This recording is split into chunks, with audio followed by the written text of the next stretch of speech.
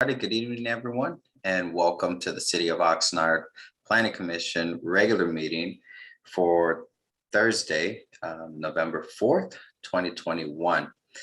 A quick housekeeping item. In accordance with Assembly Bill 361, members of the commission, public, and staff will be participating via teleconference. As shown on the agenda and online, please email all written public comments to planning@oxnard.org. Those wishing to speak may visit oxnard.org/city-meetings to fill out the speaker form or by calling 805-385-7878 by 3 p.m. the day of the meeting. During the meeting, a 3-minute opportunity will be given to the public for additional members to participate and provide comments after each item. Members of the public are requested to email planning@oxnard.org or submit the speaker form on the city's website. When participating in the meeting, please keep your microphones muted until your turn to speak. For my colleagues, please use the raise hand feature when you wish to speak. Once you've been called on, please then click the hand again to lower. Because the meeting is electronic, all votes will be done by roll call.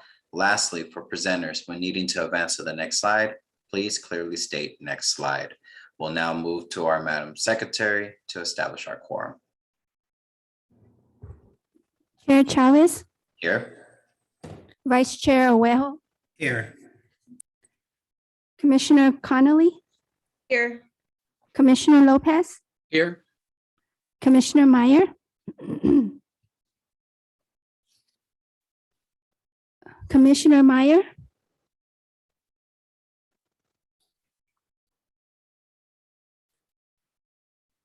He's here. I think he's just getting his audio together. Commissioner Nash, Here. Commissioner Sanchez. Commissioner Sanchez is absent. We have a quorum.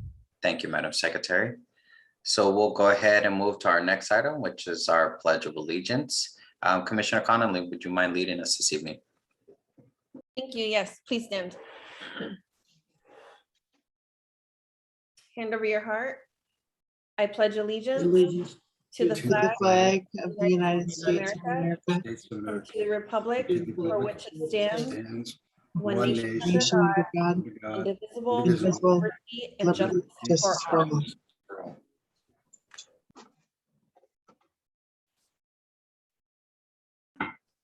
Thank you for that, Commissioner Connolly.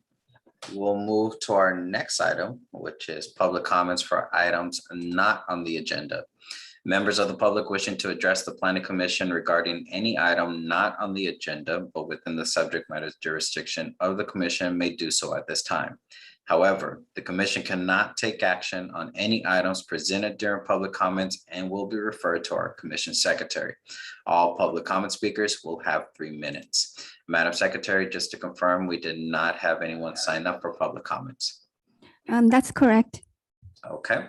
Once again, in accordance with AB 361, we'll now pause for 3 minutes. This is an opportunity for the public and anyone on the call, if they wish to provide any public comments for items not on the agenda, may do so at this time by emailing the commission secretary at planning@oxnard.org or visiting the city's website.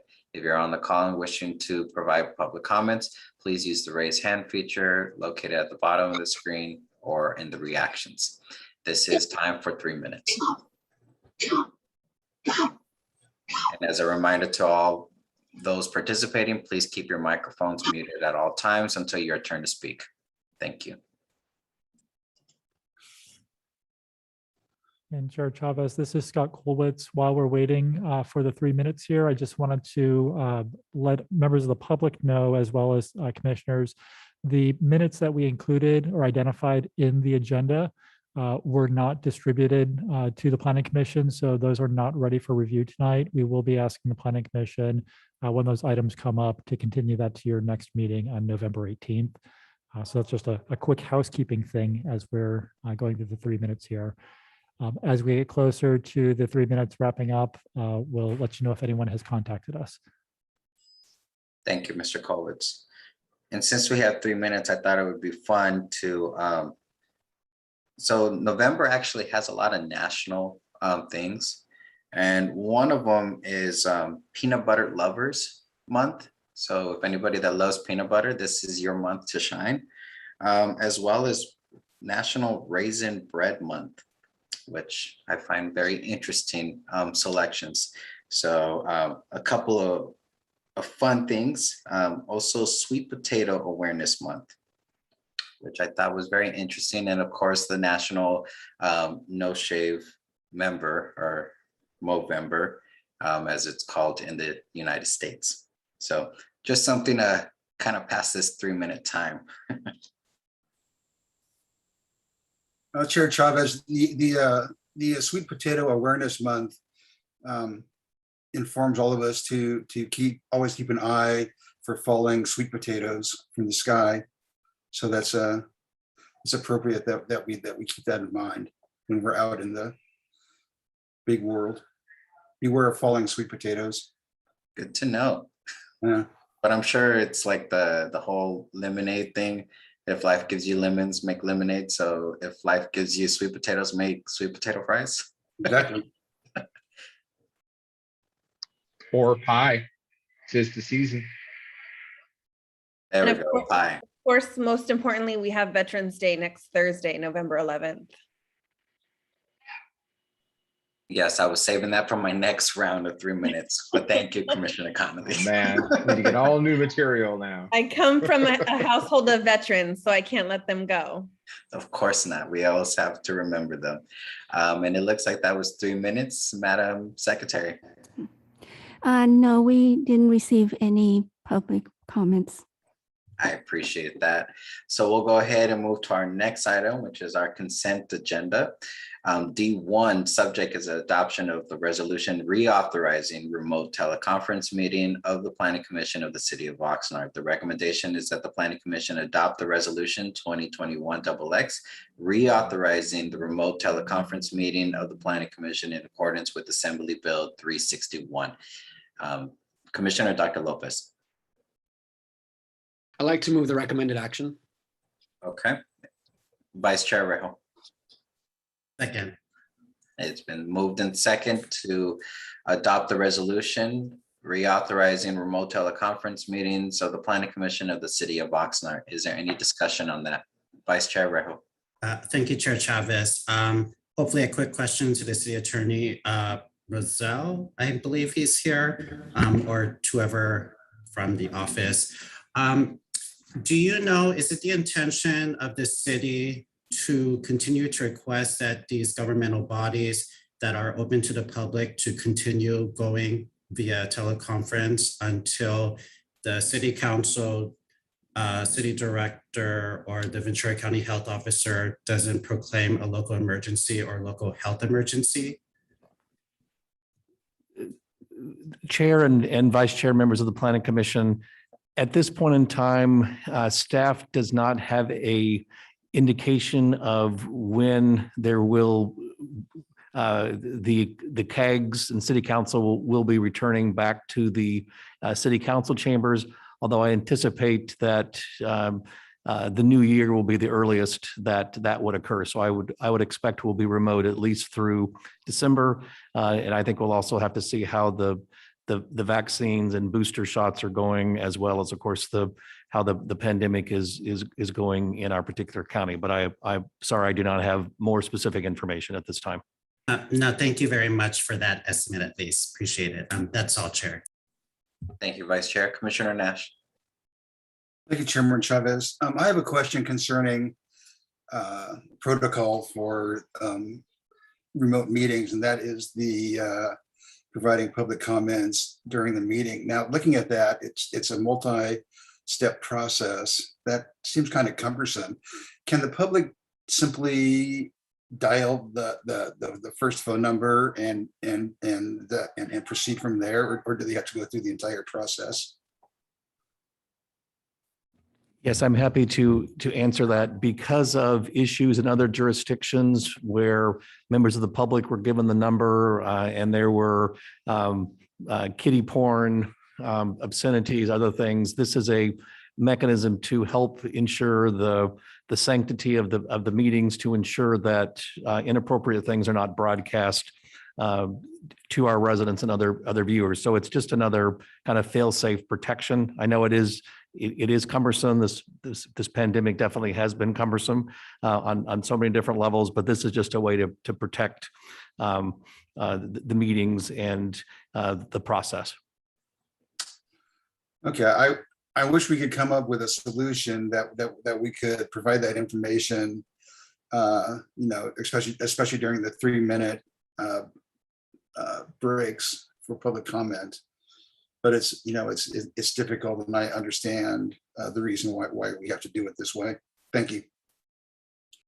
Thank you, Commissioner Nash. And I'll just say that I have served on a couple of outside commissions that we did get hijacked during one of our meetings, and it's very disruptive, and having to get everyone out of the meeting and then reissue the meeting. It's a lot more of a process than simply just reissue, having our simple process, which I believe is appropriate. Is there any additional comments or questions on D1, which is the adoption of the resolution? Seeing and hearing none. Madam Secretary, if we can have a roll call on D1, the adoption of the resolution. Commissioner Lopez, Aye. Vice Chair Owejo, Aye. Commissioner Connolly, Yes. Commissioner Meyer, Yes. Commissioner Nash, Aye. Chair Chavez, Aye. motion passes. Thank you. As was mentioned by our manager, Mr. Colwitz, we are looking for a continuance of the approval of our minutes from our October 7th, 13th, and 21st meetings. Vice Chair Rejo. Thank you, Chair. I move to postpone considerations of agenda items D2, 3, and 4 to our next regularly scheduled meeting, I believe, November 18th. Thank you. Commissioner Connolly. Second. Thank you. Is there any discussion on that? It's been moved in a second to continue the following items of approval of our minutes from our October 7th, 13th, and 21st meeting to our next available meeting on November 18th. Madam Secretary, if we can have the roll call, please. Vice Chair Owejo, Aye. Commissioner Connolly, Yes. Commissioner Lopez, Aye. Commissioner Meyer, Yes. Commissioner Nash, Aye. Chair Chavez, Aye. motion passes. Thank you for that. We'll go ahead and move into our next item, which is our ex parte declarations for public hearing items. Vice Chair Rejo. Yes, Chair Chavez, I viewed the property of agenda item F1 Vista Real Charter High School. That's all. Thank you. Thank you. Commissioner Connolly. None. Thank you. Thank you. Commissioner Dr. Lopez. None, thank you. Thank you. Commissioner Meyer. As with the Vice Chair, I viewed the property briefly, and that is all. Thank you. Thank you. Commissioner Nash. Nothing to declare. Thank you. Thank you. And for myself, I did site visits for both F1 and F2. We'll go ahead and proceed to our first public hearing item, which is project name Vista Real Charter High School, planning and zoning permit number 21-520-01, special use permit. A request to allow the expansion of an existing 5,270 square foot charter high school to expand into the adjacent 3,563 square foot tenant space for a combined total of 8,833 square feet. The charter school will consolidate 2 tenant spaces of an existing 12,000 square foot multi-tenant commercial building located at 5,000 and 5,008 South C Street within the Pleasant Valley Shopping Center, which is located on a 7.93 acre site that is zoned general commercial, all affordable housing opportunity program. No exterior changes are proposed, and only minor interior tenant improvements are anticipated to accommodate the expansion of the charter school. This is filed by Tracy Woods with Learn for Life on behalf of the Pleasant Valley Plaza property owner. The staff person on this is Juan Martinez, Associate Planner, and the recommendation is that the Planning Commission finds the project to be categorically exempt from environmental review pursuant to CEQA Section 5301, existing facilities, and approval resolution 2021 XX approving planning and zoning permit number 21-520-01 special use permit, subject to certain findings and conditions. As a reminder to the public and my colleagues, we have a pre-recorded presentation on the city's website and YouTube channel in accordance with Measure M. We will go to our staff if they have any additional comments or information to provide before moving to the applicant team. Thank you, Chair Chavez. There's no new information to report since the recording of the presentation. I did monitor the phone in my messages and emails just to make sure that we didn't get any last persons or that were interested in either having questions or wishing to join today's meeting. So otherwise, there's no changes or corrections on the report as of today. So other than that, ready and available for any questions that you may have regarding the staff report, the presentation, the site. Thank you. Thank you, Ms. Martinez. Does the applicant team have a presentation or are they only available for questions?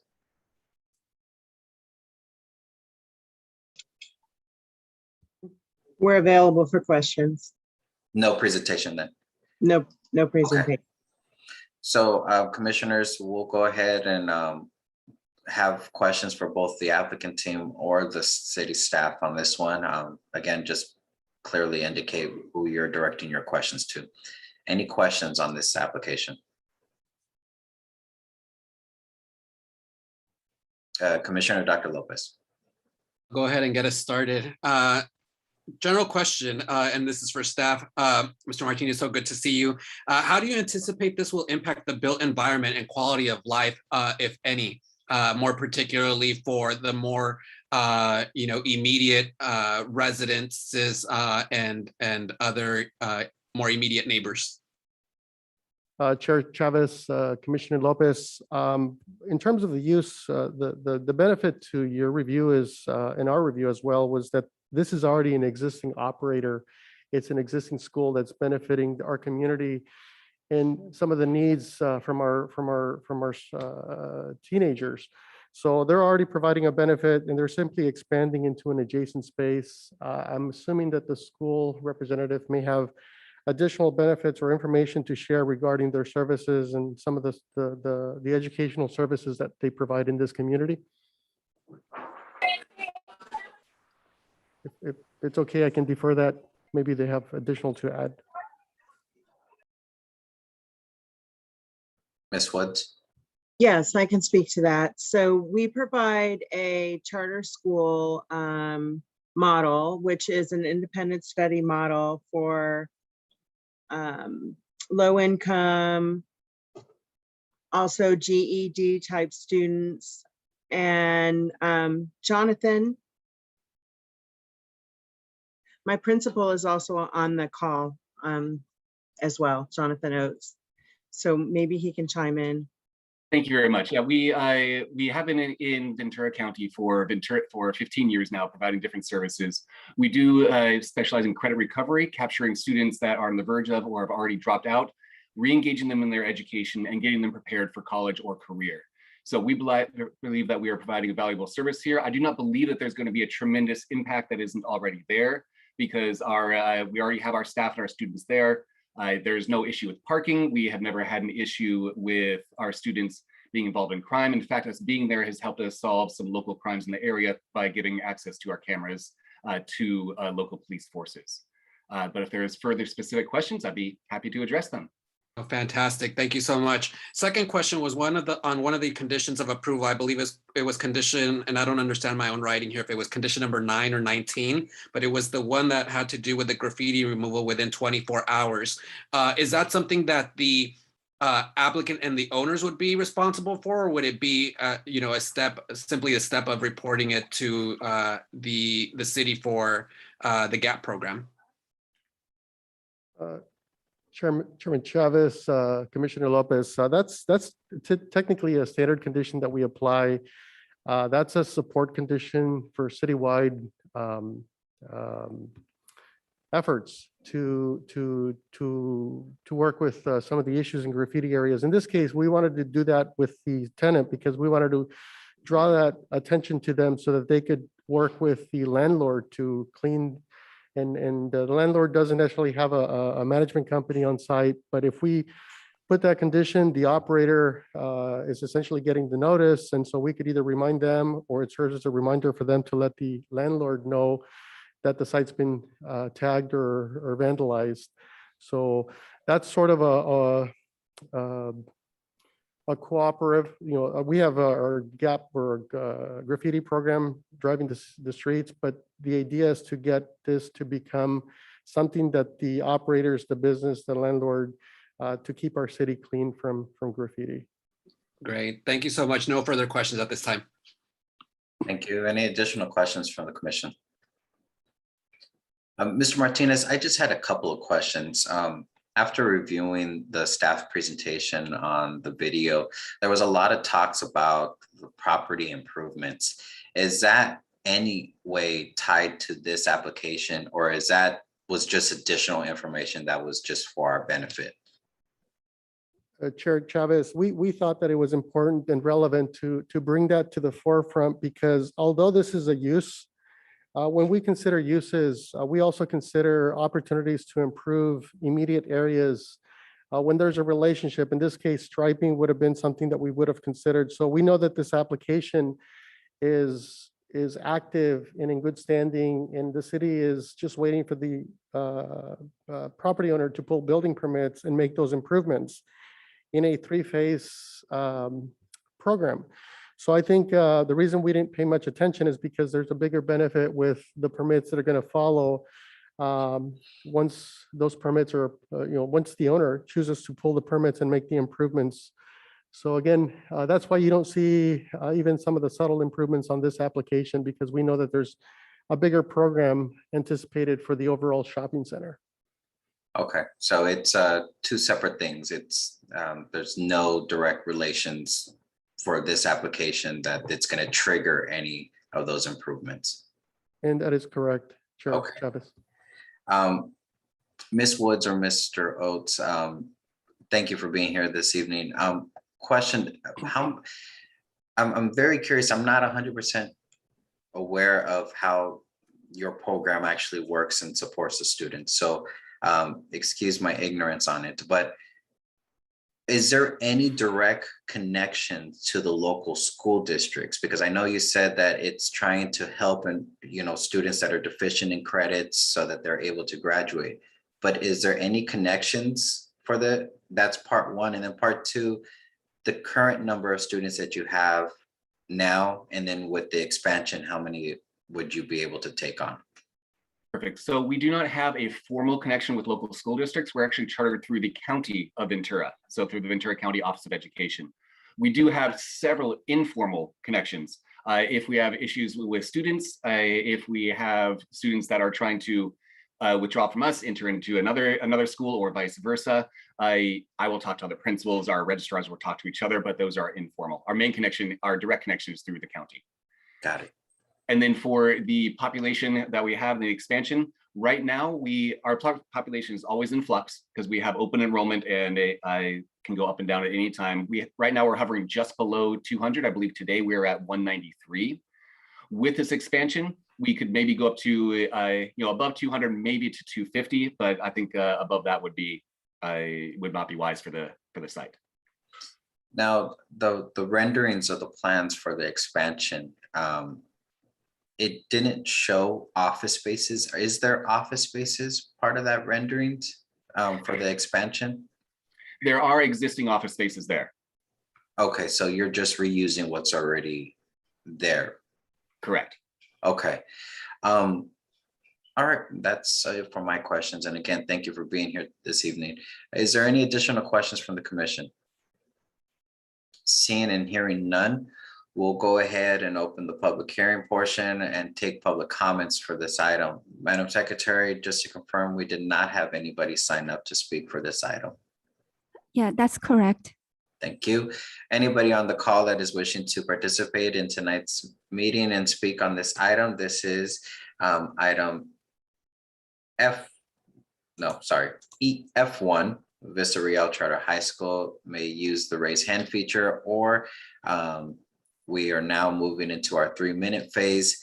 That allows the public to participate in our meeting by emailing planning@oxnard.org or visiting the city's website.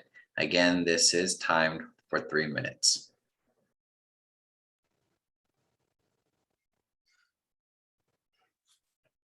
Chair Chavez, I would like to point out that during the transportation subcommittee, city manager Nguyen first played a beautiful aria.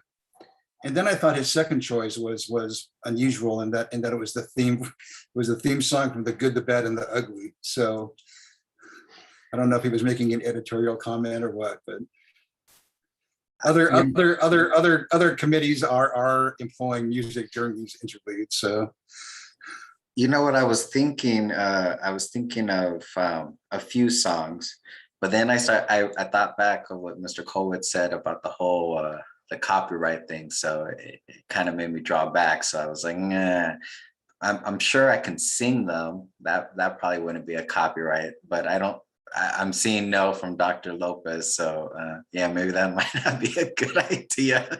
Thank goodness we have a mute function. Well, I appreciate that support there, Commissioner Nash. But just continuing, that November is also Banana Pudding Lovers Month. So if you're a banana pudding lover, this is your month also to shine.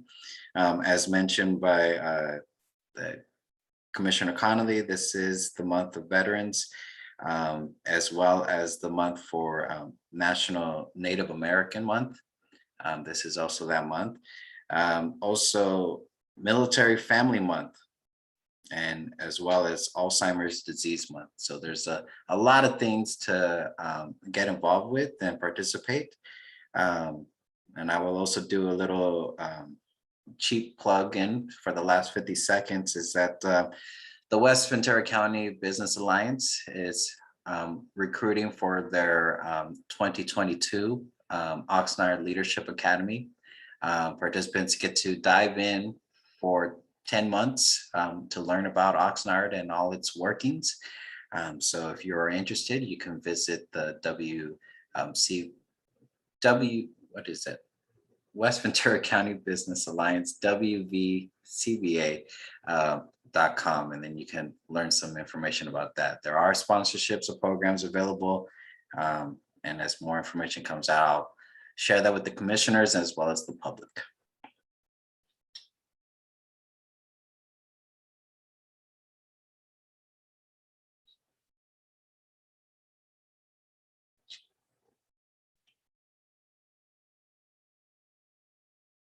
Okay, that was 3 minutes. Commission Secretary. Yes, I have one person sign up, Matt Friedrich. He signed up for F1. And I sent him the information to dial in. So I haven't seen him yet. Okay. Mr. Oh, Colwitz. actually, never mind. He's part of the applicant team for F2. So never mind. Okay. All right. So that concludes that one. If there's no further comments from our staff on this item, I believe we can move into deliberations of the commission. Chair Chavez, that's correct. We do not have any additional comments. Thank you. Commissioners, Vice Chair Rejo. Thank you, Chair Chavez. I am supportive of the recommended motion that has been recommended by staff. We didn't even know about this, we wouldn't have even known that they were going into other spaces, and there's enough parking, and I believe they're a good benefit to the community. What I personally like is that even though it's not related to the action that we have, is that we were reminded of the future-proof phasing. And so I'm looking forward to that in the future, which I am in general agreement with. So that's all, Chair. Thank you. Thank you, Vice Chair. Commissioner Dr. Lopez. Certainly echoing Vice Chair Rejo's comments there, as well as saying that I appreciate that it is consistent with the 2030 general plan land use for the city. I am also appreciative of just efforts to for any infill development or redevelopment, as well as this project, being brought from or expanding from the school that was in downtown Oxnard to South Oxnard, providing access particularly for the families, our students, and our community in South Oxnard and neighboring or adjacent Port Hueneme. I also very much appreciated the staff's report and their work, primarily lighting, recognizing the lighting and the parking, as well as the general facade, landscaping, and other improvements that will be done, to not only the site, but also just to the general vicinity and the neighborhood. So I'm also prepared to support. Thank you. Thank you, Commissioner Dr. Lopez. Any additional comments? I'll just say is that anything to be able to support our youth, keep them on the right path, I think is a huge benefit for our community. And echoing Commissioner Dr. Lopez's comments that it's good to see something come to South Oxnard that's a benefit. And I wish you guys nothing but the success and continue efforts to support our youth and make sure that they get back on track with their education. And hopefully their education goes a lot further than just high school. If there's no additional comments from the commission, I would be looking for a motion. Commissioner Dr. Lopez. Okay, I'd like to motion the staff recommendation to find the project to be categorically exempt from environmental review pursuant to the California Environmental Quality Act, pursuant to section 15301, existing facilities, and B, approve resolution 2021-XX approving planning and zoning permit number 21-520-01, subject to certain findings and conditions. Thank you. Vice Chair Rejo. I second. Thank you. It's been moved in second for the project name Vista Real Charter High School to be found categorically exempt from environmental review pursuant to the California Environmental Quality Act, pursuant to section 15301, existing facilities, and approve resolution 2021-XX approving planning and zoning permit number 21-520-01, special use permit, subject to certain findings and conditions. Is there any discussion on that item? Seeing and hearing none, Madam Secretary, if we can have the roll call, please. Commissioner Lopez, Aye. Vice Chair Rejo, Aye. Commissioner Connolly, Aye. Commissioner Meyer, Yes. Commissioner Nash, Aye. Chair Chavez, Aye. motion passes. Thank you for that and congratulations. Congratulations. So with that, we'll move into our next item. Item F2, project name Vineyard Starbucks site renovations, planning and zoning permit number 21-550-01, major modifications to U-916 special use permit. The project includes modifications to an existing 2,450 square foot drive-through fast food restaurant building and to allow for the Starbucks coffee shop on a 0.66 acre site.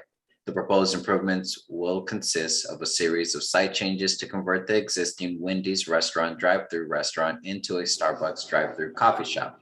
The changes include a small 50 square foot addition to allow the relocation of the drive-through pickup window.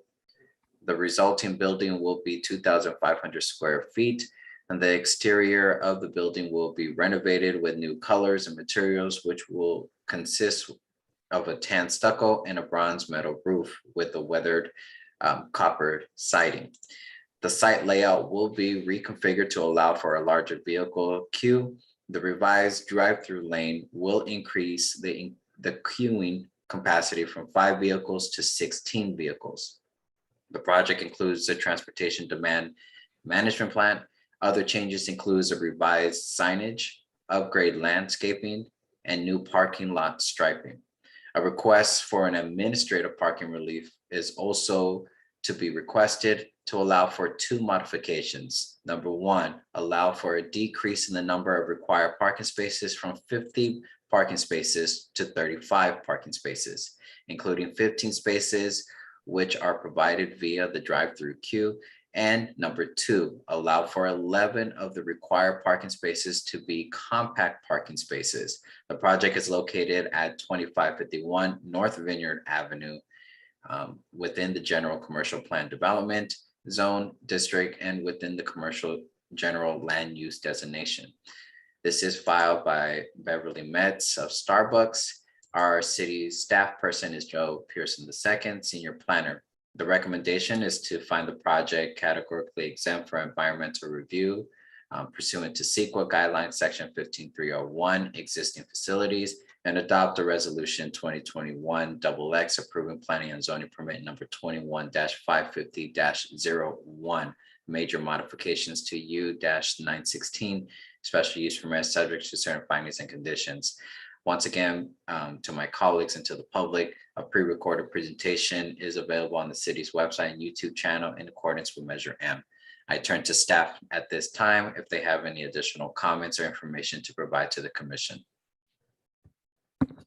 Yes, good evening, Chair Chavez, Vice Chair Rejo, and commissioners. There's a few things that we wanted to a few things we want to highlight before we get started. First, we did receive two questions from one of the commissioners.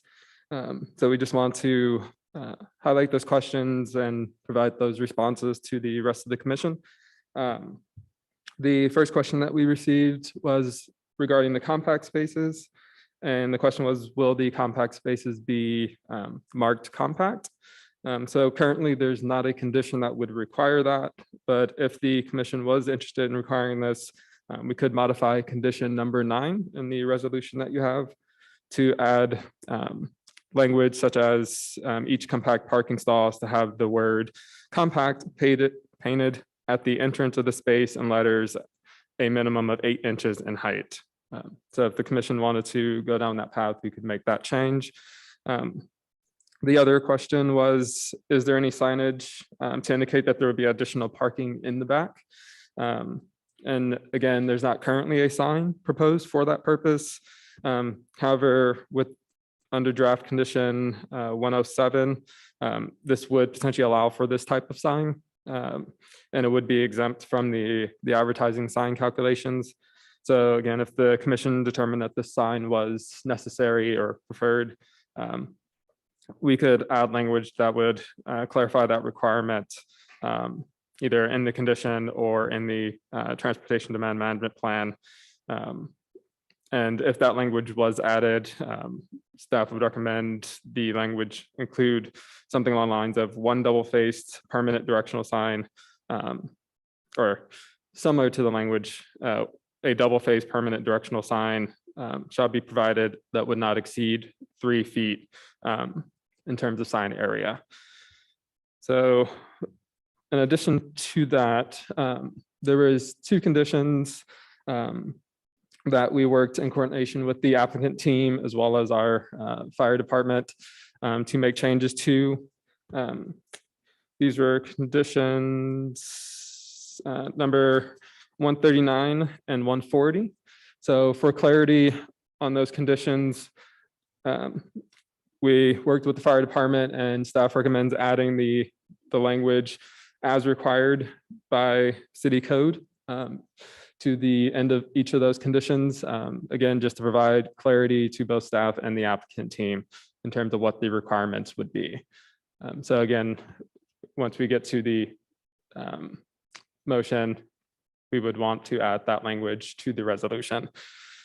And then lastly, I just want to highlight some of the additional staff that we have available today. In addition to myself and the usual staff, we have Tim Bokum, who's our city traffic engineer on the call. We have Ty Chow, who's our supervising civil engineer here, and then Steve McNaughton, who is our city fire marshal. So we're all available for any questions that the commission has. And the applicant team does have a presentation for tonight. So once you're ready for that, they would be available to give that presentation. And that's all that I have. Thank you, Mr. Pearson, for that information. And yes, we want to recognize our city traffic engineer, Mr. Bocum, and our fire marshal, Mr. McNaughton. Commission, what is your pleasure? Do we want to hear the applicant's presentation first, or do we just want to take them piece by piece? The Vice Chair Rejo. Mr. Chair, I would like to hear the presentation as we have been informally doing throughout the past, but I'll defer to the Planning Commission as a whole. Thank you. Okay, Commissioner Connolly. Same. I'd love to hear the applicant's presentation, as I'm sure that they'll answer some of the questions that we have. Great, and I saw thumbs up from Commissioner Dr. Lopez and Commissioner Nash as well, and Commissioner Meyer. So we'll turn to our applicant team from Starbucks. If you can please introduce your team joining you this evening, and then as staff brings up your presentation, you'll just say next slide and they'll advance to the next slide. Thank you.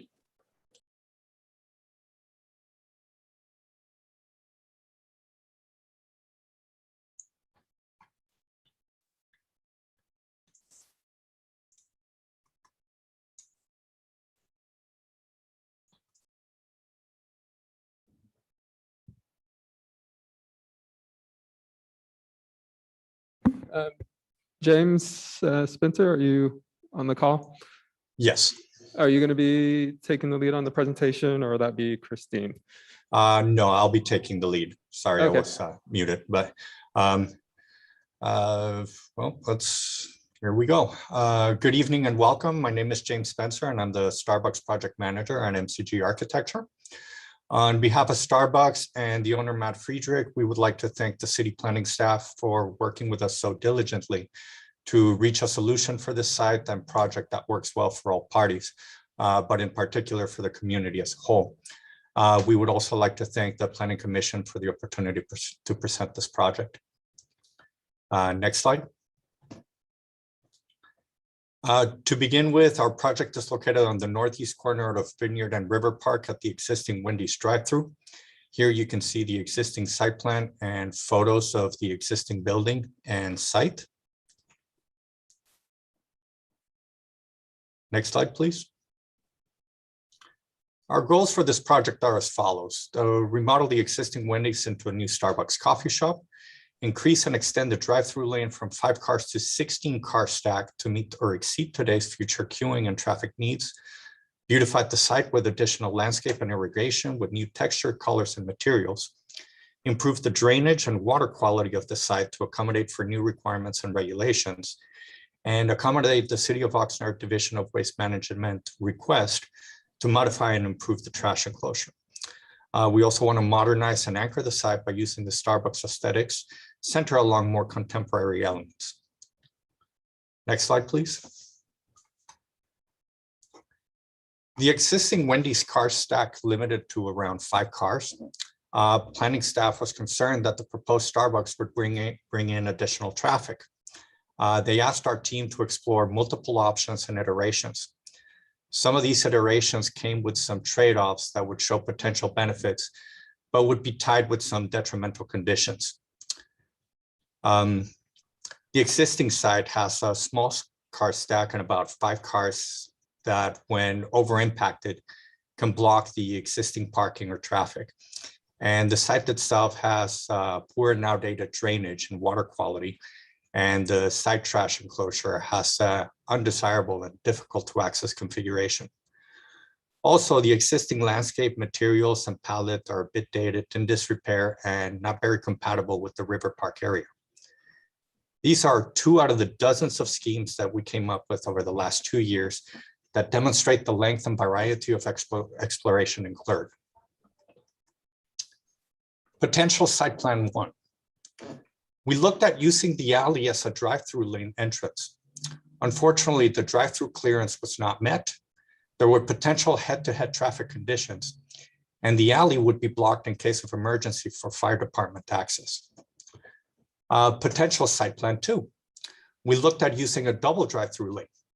Unfortunately, the accessible parking will require crossing the drive-through lane.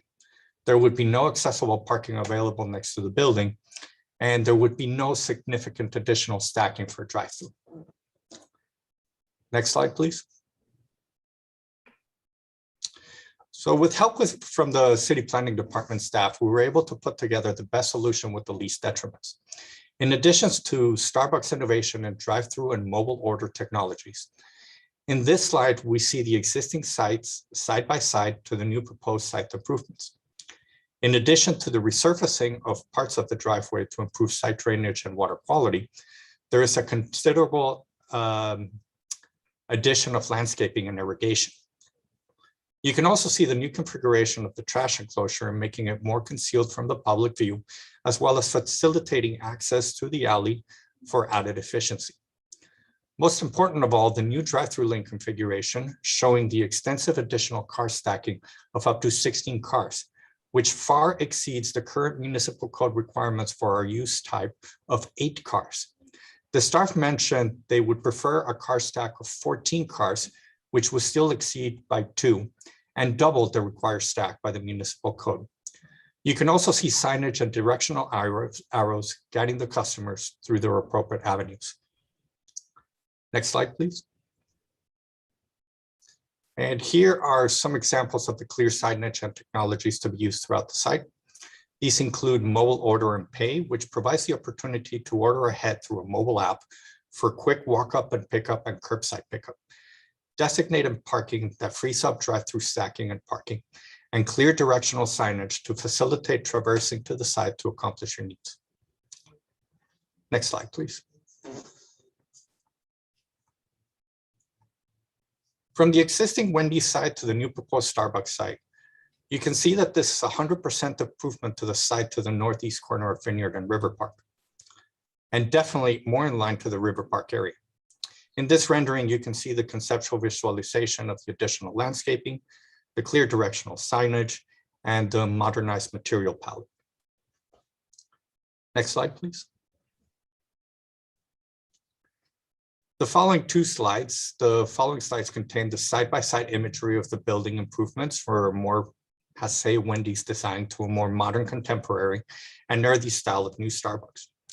The new palette moves a plain white stucco and wood facade with Spanish-style roof to a more contemporary metal seam roof and metal siding, vine trellises, and earthly modern tones of paint and plaster. Next slide.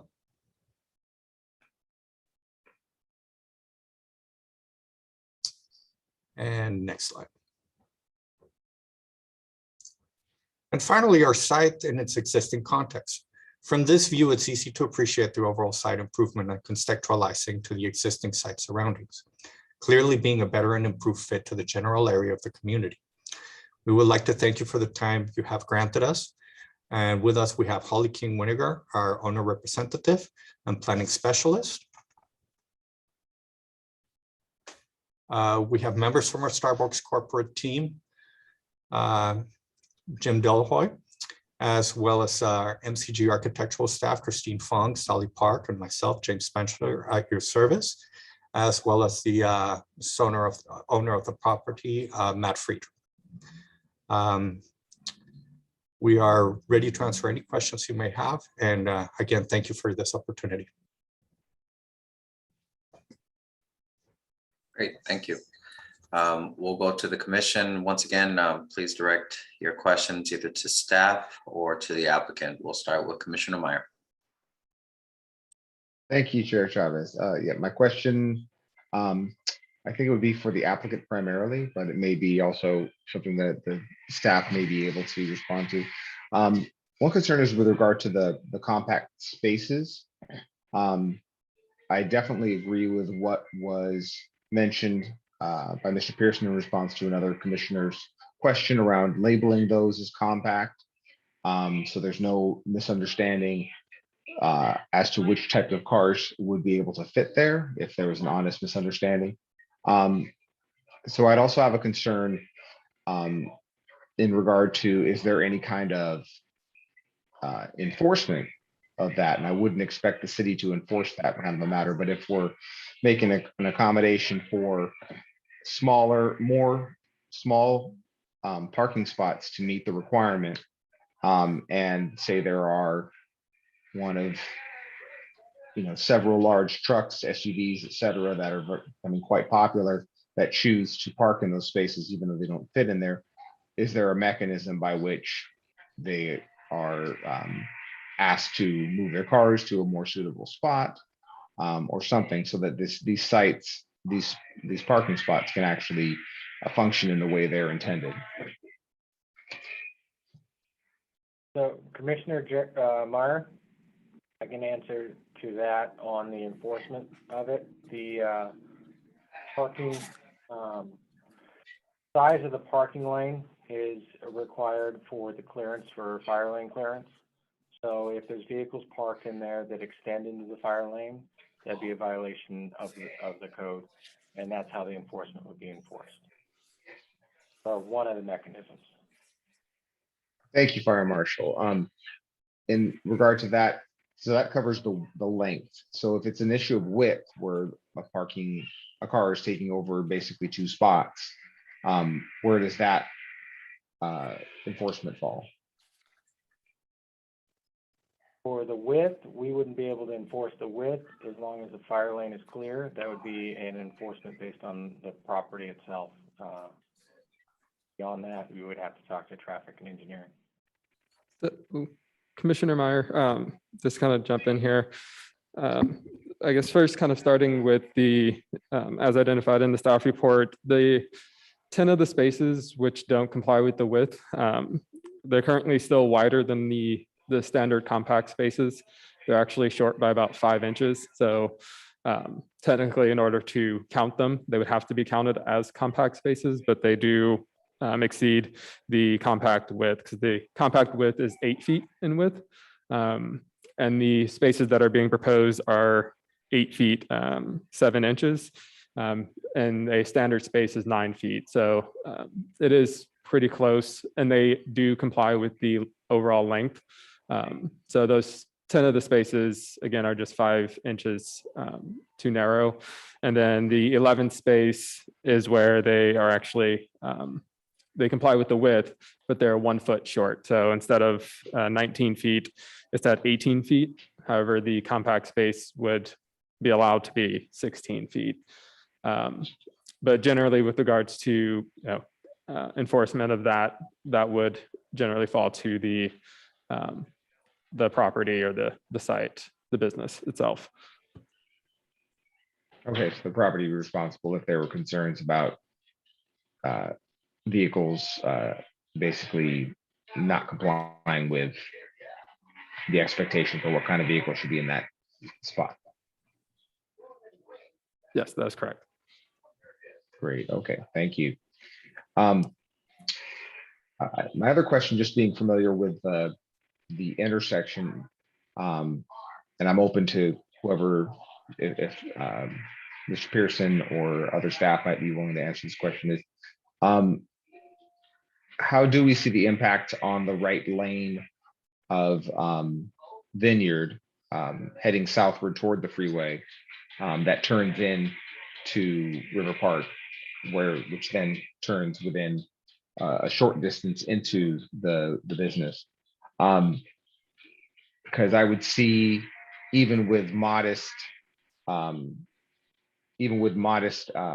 customer traffic, just moving in the slow manner that would be required to enter, take that right turn, and then take that another right turn right away, that there could be some backup fairly easily. And that lane is both the right turn lane onto River Park and a through lane that typically cars that would be taking the 101 north would be in.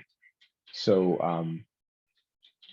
how have we gauged the impacts, what we'd be looking at in terms of, would cars that normally would be in that lane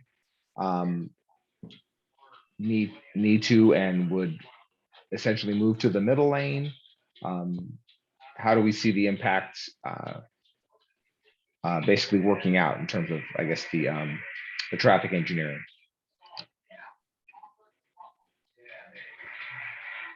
Thank you, Commissioner Myers. I am Tim Bokum. I'm the city traffic engineer. I believe it's the first time I've been in front of the planning commission, so I'm happy to meet all of you.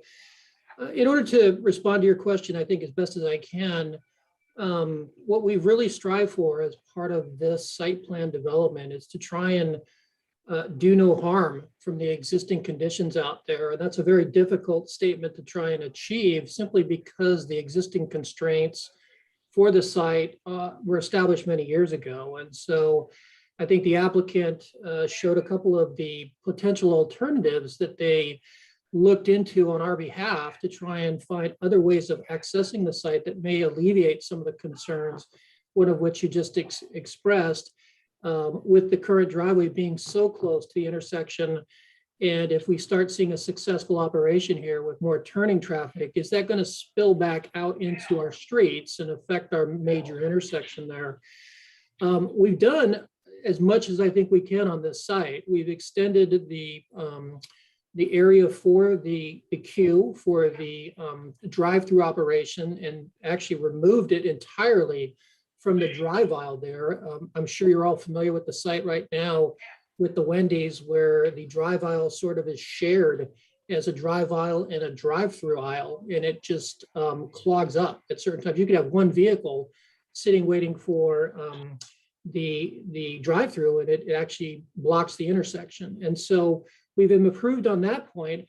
Unfortunately, just the location of the driveway in itself being so close to the intersection, it falls within the technical term, and I'll use it, you may have heard it before, but it's the functional area of the intersection. It's that upstream and downstream location that an intersection just has a tendency to spill back from. And I think that's your question, is that would we foresee some significant impact in that southbound third lane as it approaches the freeway? The answer is we could. But we've developed the transportation demand management plan that we've had them do, something that I haven't done very frequently in my 30-year career, but we basically had them develop a plan to monitor their on-site driveway. And as they see the potential for spillback into that area, they're to enact certain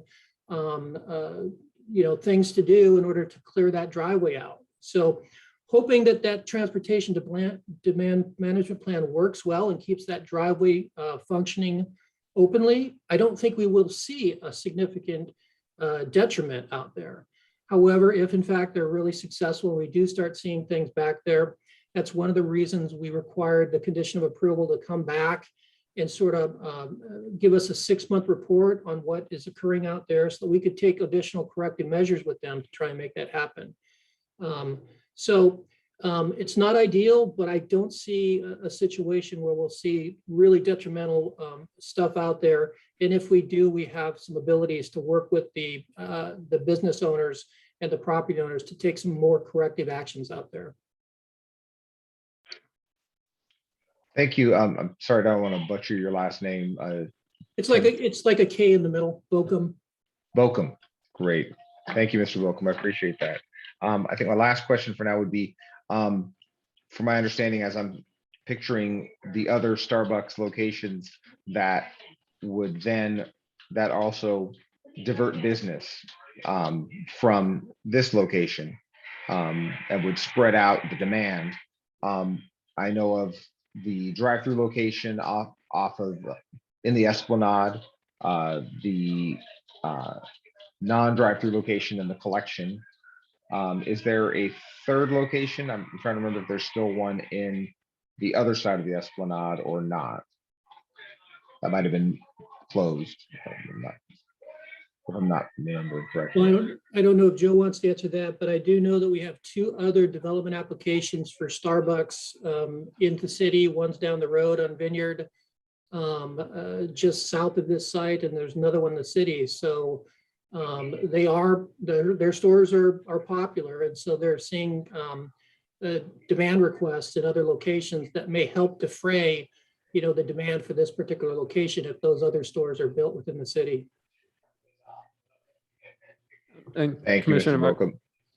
Yes. I was going to say, Commissioner Meyer, I believe those are the 2 that are in that vicinity that you mentioned. I don't, just at 2 least others, within okay. the city limits. Great. Okay, that's all of my questions for now. Thank you. Thank you, Commissioner Meyer, for your questions. Commissioner Connolly. My question, I have two questions, both are for the applicant. My first question kind of piggybacks off what the previous commissioner had asked, but is the other drive-through Starbucks that I've seen open in the city were a result of a regular non-drive-through Starbucks closing? Is there a plan to close I think the closest one is the River Park Starbucks that's not a drive-through? No. Okay. And then Sorry, this is Jim with Starbucks. I'm new to the Planning Commission virtual protocol, so I apologize. I don't want to step on toes. I'm a real estate representative, and I'm actually stepping in for my peer Beverly Metz, who could not appear tonight at the commission. But no, this is a net new store. This is not a relocation or will result in a closure of another existing cafe or location. Perfect. Yeah, I know we did that on Vineyard to do the new drive-through at Wagon Wheel. And then I know that the Starbucks at the Collection, that's not a drive-through, nor will it ever be, is very successful. So good to hear. And then my second question is just about staff parking. I know it's really tight in that area. And just in general, does Starbucks not encourage their staff to park in those parking spaces? And kind of where do they usually direct their staff to park? Jim, do you want me to take that one? Sure, thank you. So I think there's a lot of opportunities on this site for, Starbucks tends to hire local, and there is a bus stop right on the corner at Vineyard, on the other side, for partners to be able to take public transportation to the site. There's also a lot of adjacent residential. But for your specific question regarding the front spaces that we have shown in our transportation demand management plan as designated for mobile order and pay and for curbside pickup, it would be discouraged to have partners park in those spaces, as those are part of the, the mitigation of any kind of high times, where it's Frappuccino day or something like that. So they would be encouraged to park in the compact spaces on the back of the site in order to allow customers to use the front most desired spaces. Thank you so much for that. Was that it, Commissioner Connolly? I said, thank you so much. That's it. No further questions. Sorry, thank you. Commissioner Nash. Thank you, Chair Chavez. And I have questions for both staff and the applicant team. I want to get some housekeeping out of the way first. Mr. Pearson, on condition number 116, page 22 of 24, third line from the top, it says, and how customers will be altered to the presence of recycling. I believe that should be alerted.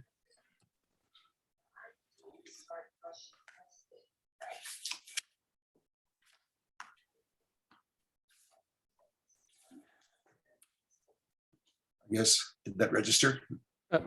Yes, we'll make that change. Okay. And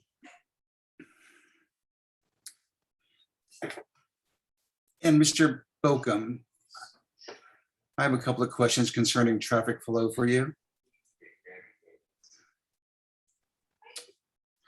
Now, I'm very familiar with this location, and I know that when you exit onto River Park, you have to make a right turn. And then if you want to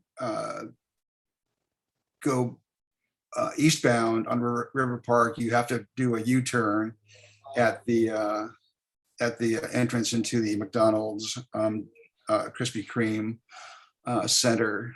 And that is sort of a problem area for me, because I think you'll have so many people trying to make left turns that you almost have to install a stop sign or stoplight there in order to avoid accidents. Was this discussed in the traffic demand management plan? You're on mute, Mr. Bocum. I'm sorry about that. No, that was not focused on as part of the traffic demand management plan. That would be something that we monitor as the site starts to intensify to see if in fact any of that U-turning traffic, if it increases, does that constitute additional traffic control that we may have to put out there in order to address conflicts that may occur. Because I would conjecture that everybody exiting the Starbucks location will be making a U-turn because there just aren't that many people who will continue westbound on River Park. Now, also on River Park Drive, going eastbound, are we allowed to make a U-turn into the Starbucks parking lot? That would be eastbound on River Park. So you're in the left turn lane. Can you make a U-turn? Which I believe I've done it, but I don't know if it's legal. I will let you know in just a minute. I believe, I'm just looking at the street view because I don't have all of our turn restrictions memorized yet. But at least as of 2018, there is not a restriction for U-turns on that. I guess I'll call it the southbound approach, if that's what we want to call that River Park exiting onto Vineyard. But it looks like a U-turn, at least in 2018, was allowed, but I don't know for sure if that's changed. I don't believe it's signed, so I would suggest that you put up a sign that U-turns are allowed at that spot, because part of the issue we have here is that Starbucks is so popular. If it wasn't so popular, we wouldn't have to deal with all of these traffic issues. And congratulations to Starbucks for being so successful. Commissioner Nash. Yes. I don't mean. Okay, I'm sorry. Cut you off, but just the questions, please. Thank you. Okay. So my next question will be for the applicant team. And on condition number 40, it deals with alcohol use. Now, I'm curious as to whether or not alcohol is sold in any Starbucks location.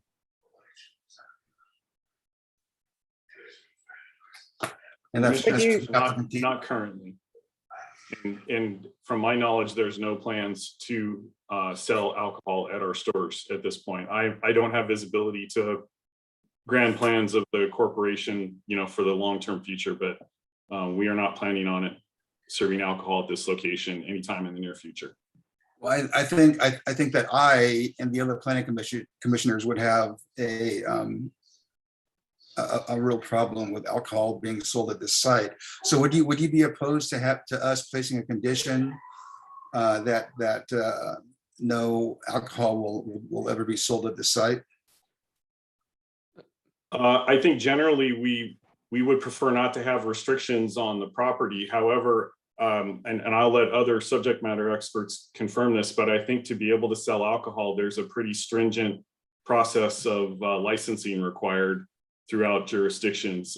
We can't just start to sell alcohol on site. Right.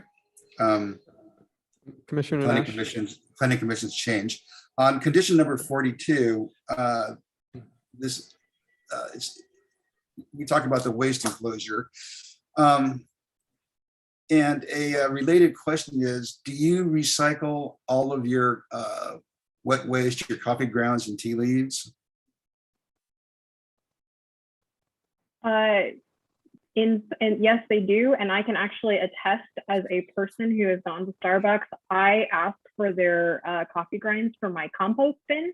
And so they actually have a program where they give them out to the public so that you can facilitate your own gardening needs, which we have all started during this fantastic pandemic. And it's my only time that I ever go outside.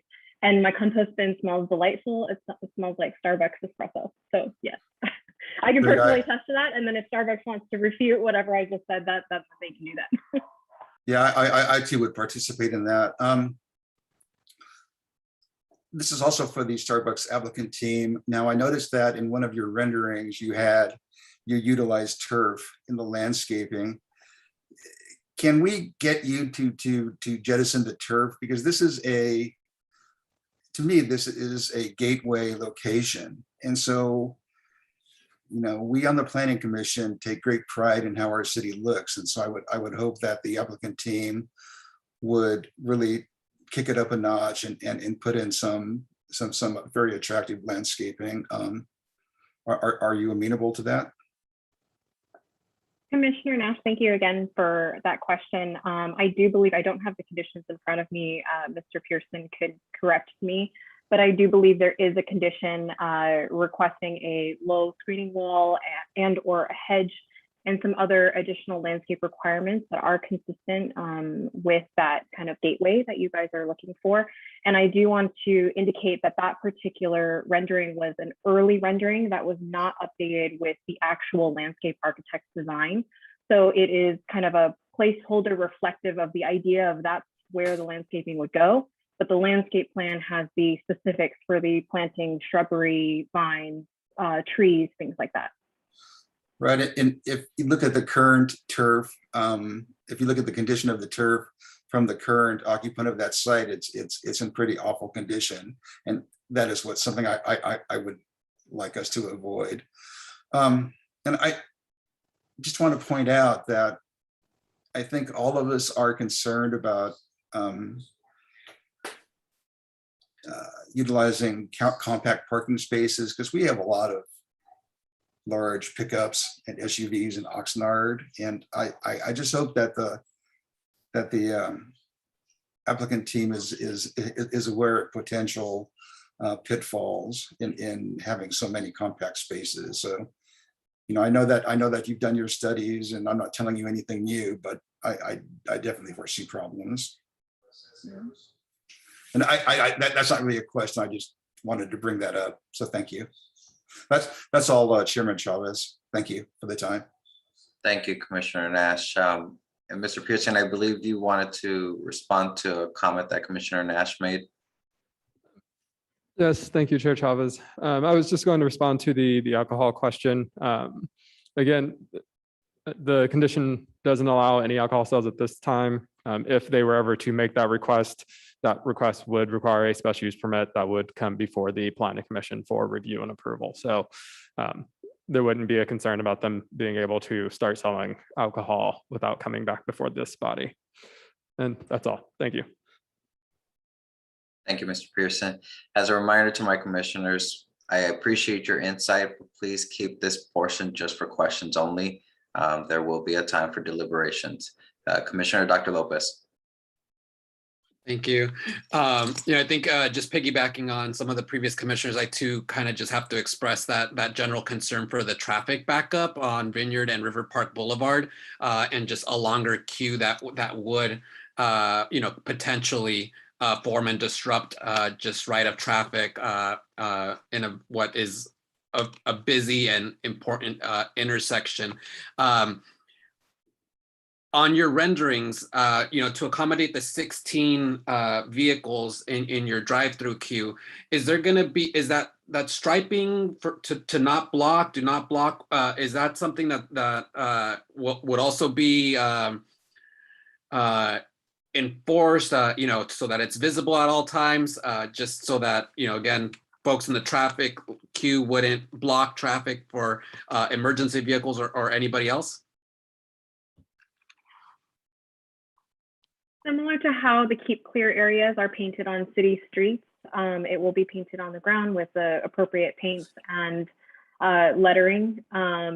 Also, there's plenty of directional signage to be planned on the site in order to direct cars to make sure that they understand where's the drive-through lane versus where the drive aisle is. Yeah, I'd just like to encourage that it's maintained so that it doesn't fade over time, very much like the bike lanes are, just so that it's very clear, visible, and maintained, just to avoid any pitfalls for the business or for our residents. Question for staff: condition number 3, what happens after the 36-month permit is issued?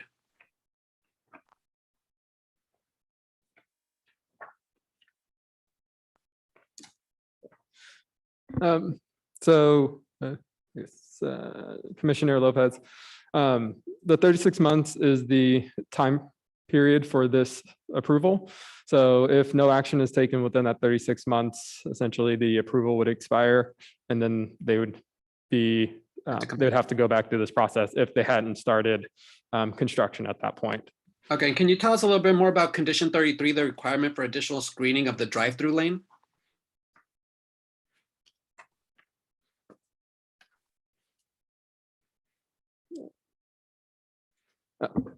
Yes, Commissioner Lopez. Vineyard is actually designated a scenic corridor in the city. And this project site, obviously the existing landscape area there is about 10 feet. The general plan calls for about a 30-foot landscape buffer along that corridor. So in an effort to both recognize the existing conditions out there and try to work on something that kind of meets the intent of that general plan and providing that scenic corridor, while again recognizing the existing site conditions and what the scope of this project was. We wanted to create some language that would essentially provide that screening and meet the intent of providing that landscaped buffer to screen both the drive-through and kind of the parking area. So that was really the intent of that additional language. And if you look at some of the adjacent properties in the area, you'll see similar things such as the wall and the berm. Right. Okay. And then in your presentation, there was one slide where you included condition of approvals 37, 38, 107, 109, 110, 111 all together. And it talked about the transportation demand management plan that allows for reevaluation by the city. Are there any steps that you've identified that the city would take to amend? And are there any steps that we should consider now at time of approval? Commissioner Lopez, so generally the way the condition is written, if city staff sees an issue out there, we're able to basically go out there and require that they make the changes as needed. So the condition language that we've crafted here today in coordination with our city traffic engineer and the project team, we feel gives us the tools that we need to be able to ensure that everything's being enforced. Okay, and then a question for the applicant and the Starbucks team. Do you all have any analytics as to what the busiest time of the day is for just general operations, but then also for drive-through that you could share with us?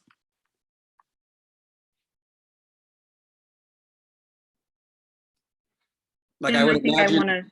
Oh, okay, go ahead. Sorry, Commissioner Lopez, thank you again for the question.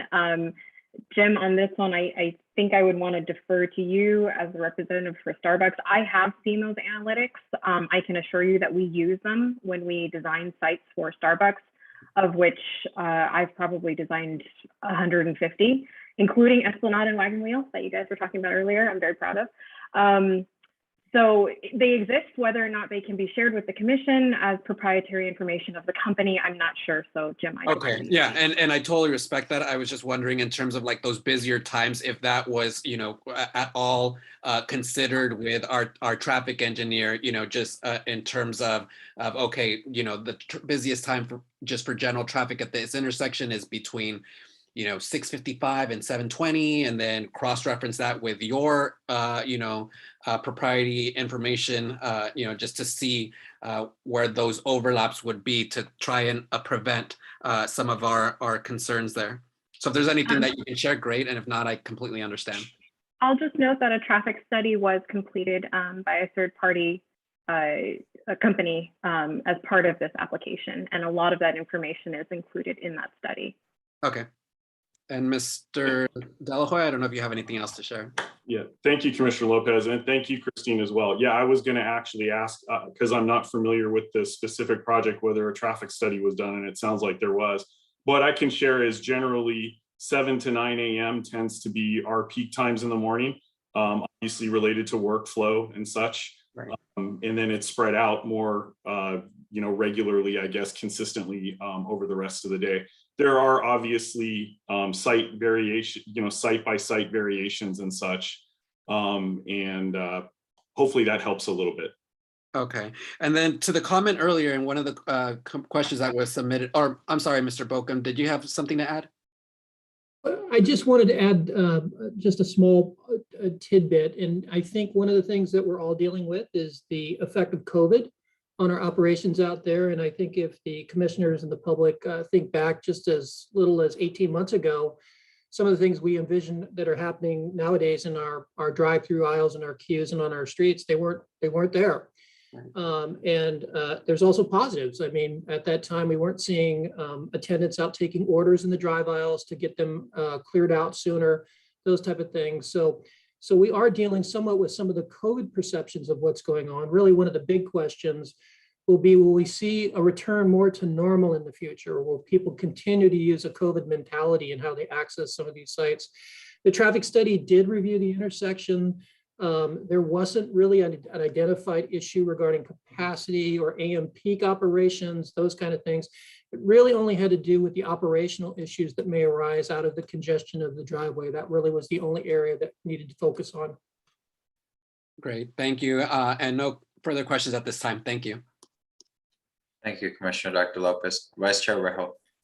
Thank you, Chair. I have one question for the applicant team, and I'm referencing attachment D, Transportation Demand Management Plan. I read briefly in regards to the process of deciding when to have a handheld or a partner with a handheld order, depending on the number of cars in the drive-through. I have been to many Starbucks, way more than maybe I should have, multiple times, and I've never seen this. What are the pros and cons that you've seen, and how is this site going to be different in regards to implementing that? Thank you, Vice Chair Rejo, for your question. So the first thing that I want to point out is that Starbucks operate differently than your typical fast food restaurant that is making food. The process of making a drink, the amount of time it takes to make a drink versus to cook a burger patty, make fries or chicken patties, things like that is very different. So while you have seen success in the handheld order points like In-N-Out or other restaurants that are serve fast food, sorry, I probably shouldn't call out a brand, it's a little bit different for Starbucks. And what we have seen is that these are prototype technologies that are being selectively implemented at certain sites with a lot of capacity. And they're trying to figure out exactly where it's most impactful and where it makes the most sense. Some of the big things that we talked about in our transportation demand management plan include the mobile order and pay, curbside pickup, things like that actually really make Starbucks move a lot faster.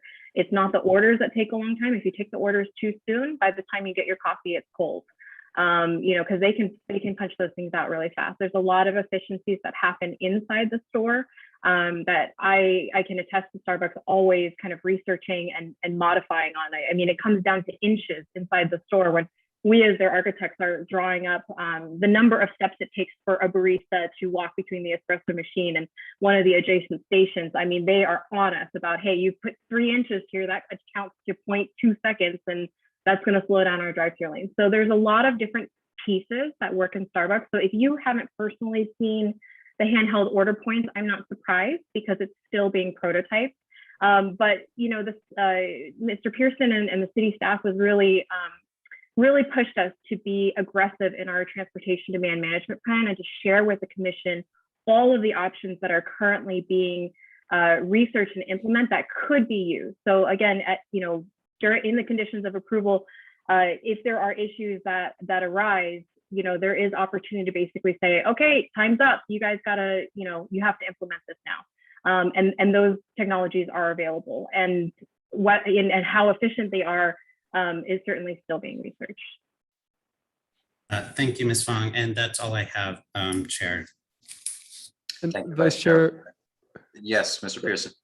Vice Chair Rejo, just would like to add on to that and just highlight the fact that the way staff and the applicant team have worked together to create this plan, the idea is that this plan is intended to be a living document. So something that kind of evolves over time and addresses the issues as they come up, and we can kind of implement those new technologies that Christine mentioned in her presentation. So just to kind of highlight that again, this is meant to be living and will change over time. Thank you, Mr. Pearson. Commissioner Meyer. Thank you, Chair Chavez. I wanted to follow up on the issue raised by by one of my fellow commissioners, Commissioner Nash, regarding the traffic turning left from River Park Boulevard to do a U-turn to then turn right into the Starbucks.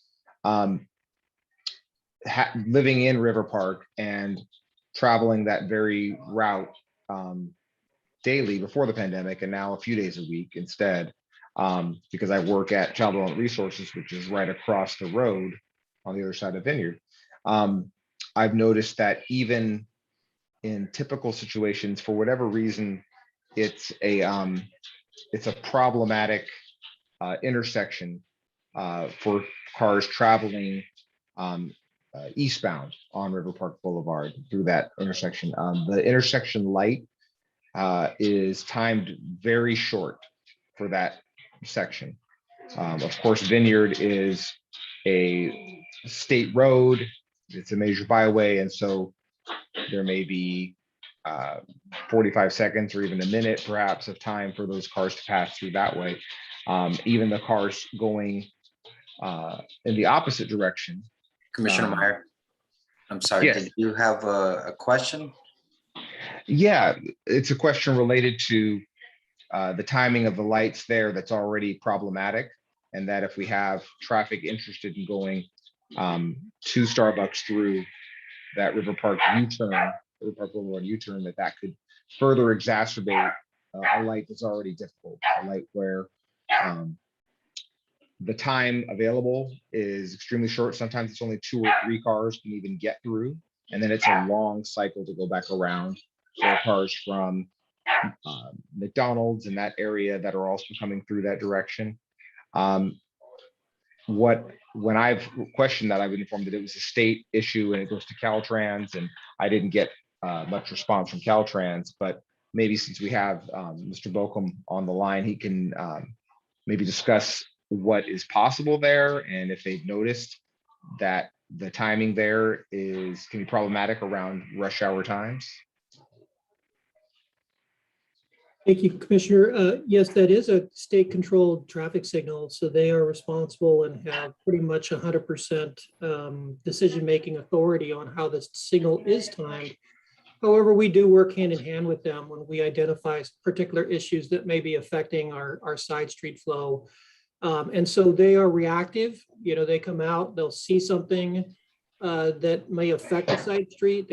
They don't want to see the congestion and the driver frustration arise any more than we do. So they do try and balance those flows. But honestly, you know, it's a state facility, so that if they're going to air and give green time to one of the flows, it's going to be allied towards the state facility getting to the freeway. So in this particular case, what Caltrans usually likes to do is allow development to occupy and start changing. We always see a new development has an immediate, you know, impact because it's just a lot of people access the site, but then that, you know, goes away after a little time. Then Caltrans will come out and review those and make adjustments as necessary. So we'll be working with them if we continue to see those type of issues.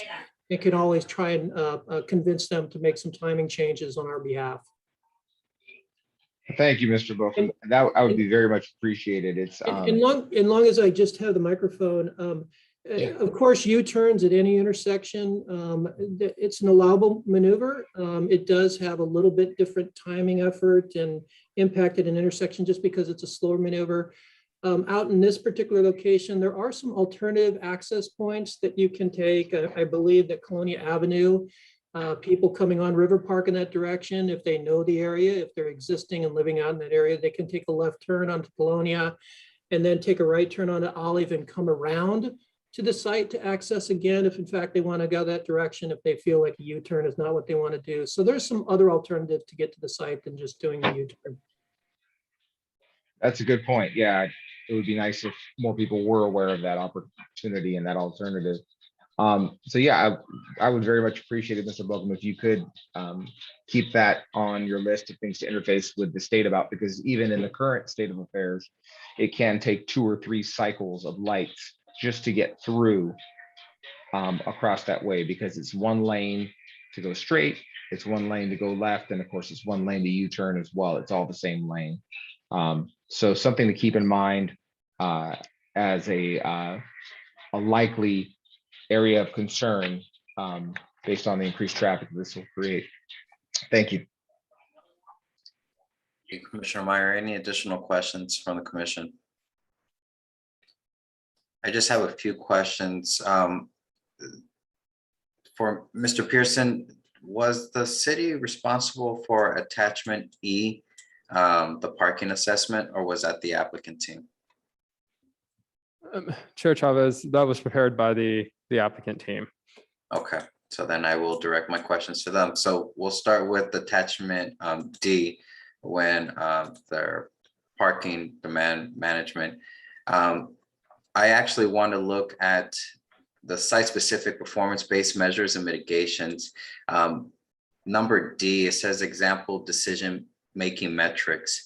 It says 0 to 7 cars observed in the lane, no action, typical flow. 8 to 11 cars observed in the lane. It now partners are telling like, hey, speed it up. 12 to 15, store manager is aware of the situation and is preparing a partner to direct traffic. 16 plus cars observed, the store managers deploys designated partner to direct traffic on site. I also want to refer back to number C, where it says partner guided traffic flow. In summary, it pretty much says if there's too many cars, you'll have a person out there telling people go away.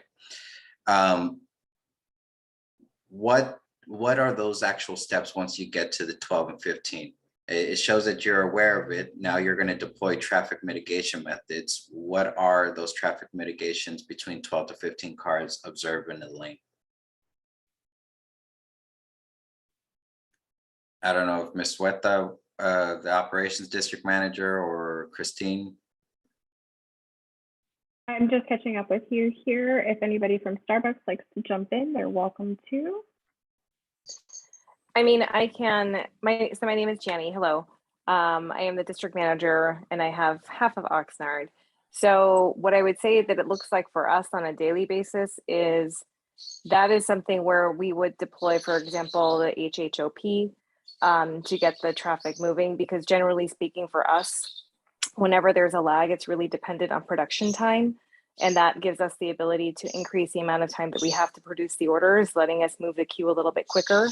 I would also say that just on a general basis, honestly, most of our car stacks probably sit around 6 to 7 cars at the most. And we don't generally have a tail of more than like 6 to 7. So a 16 car stack for us is actually quite generous. I don't anticipate that we're really going to have the issue of traffic dragging even into the streets because we don't usually have queues that are that long. So I don't know if that helps to kind of answer your question. And then in terms of guiding traffic, we'll generally leverage our partner that we send out to deploy to HHOP to help support either allowing cars to like exit, directing traffic to where it needs to go in order to ensure that we're not congesting, blocking driveways, blocking traffic, anything like that.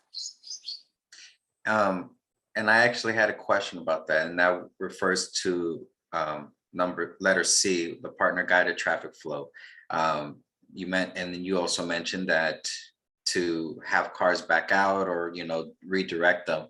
But it's my understanding based off of the renderings is that it's going to be an enclosed drive-through lane, which means that there's medians on both sides. So how do you mitigate that? If there's a flow, the queue is backing up, wait times are longer, how does the partner assist with the traffic flow on the property? Thank you, Chair Chavez, for your question. Jenny, I can go ahead and take that one. So if you guys saw on our site plan, on the traffic demand management plan as well, the indicated area where it says keep clear, there is no barriers on either side, and is also after where the orders are taken. So there's an opportunity there for the partner to direct the cars to go and park. so that they can process the orders more quickly, as the orders have already been taken.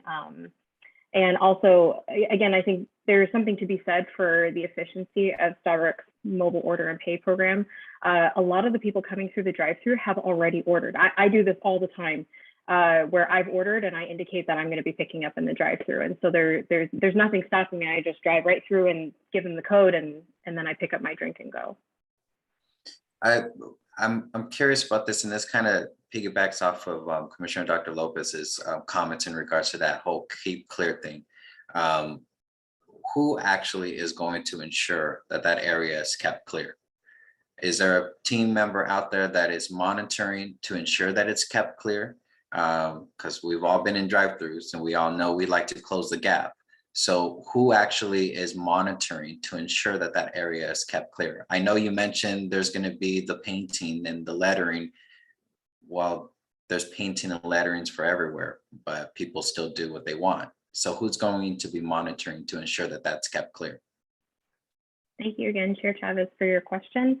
As I will direct you to, as part of our transportation demand management plan under site-specific performance-based measures, item number A, the visibility and exterior cameras, which will allow the partners and the store manager to be able to monitor various areas of the drive-through lane. Whether somebody can actually stand out there all day long and say, no, you can't stay here. I mean, nobody does that anywhere in any city, on any street. So certainly there is a little bit of camaraderie that is needed by the public to be able to keep things moving, as is anywhere. But certainly I think our plan, as implemented with all of these measures combined, will produce a very successful and efficient drive-through. And I appreciate you redirecting me to AB, as it does say the exterior camera. The concern with that is that if you're expecting letter D, and you have 12 to 15 cars in your queue, there's no time for an employee to be looking up to see if that area is clear or not. I want to jump to attachment E.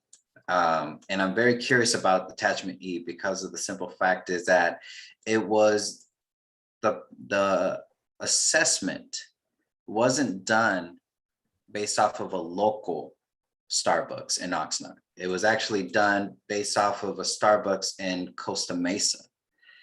So I'm very curious as to why an assessment was not done for a local Starbucks where there are plenty of Starbucks in Oxnard.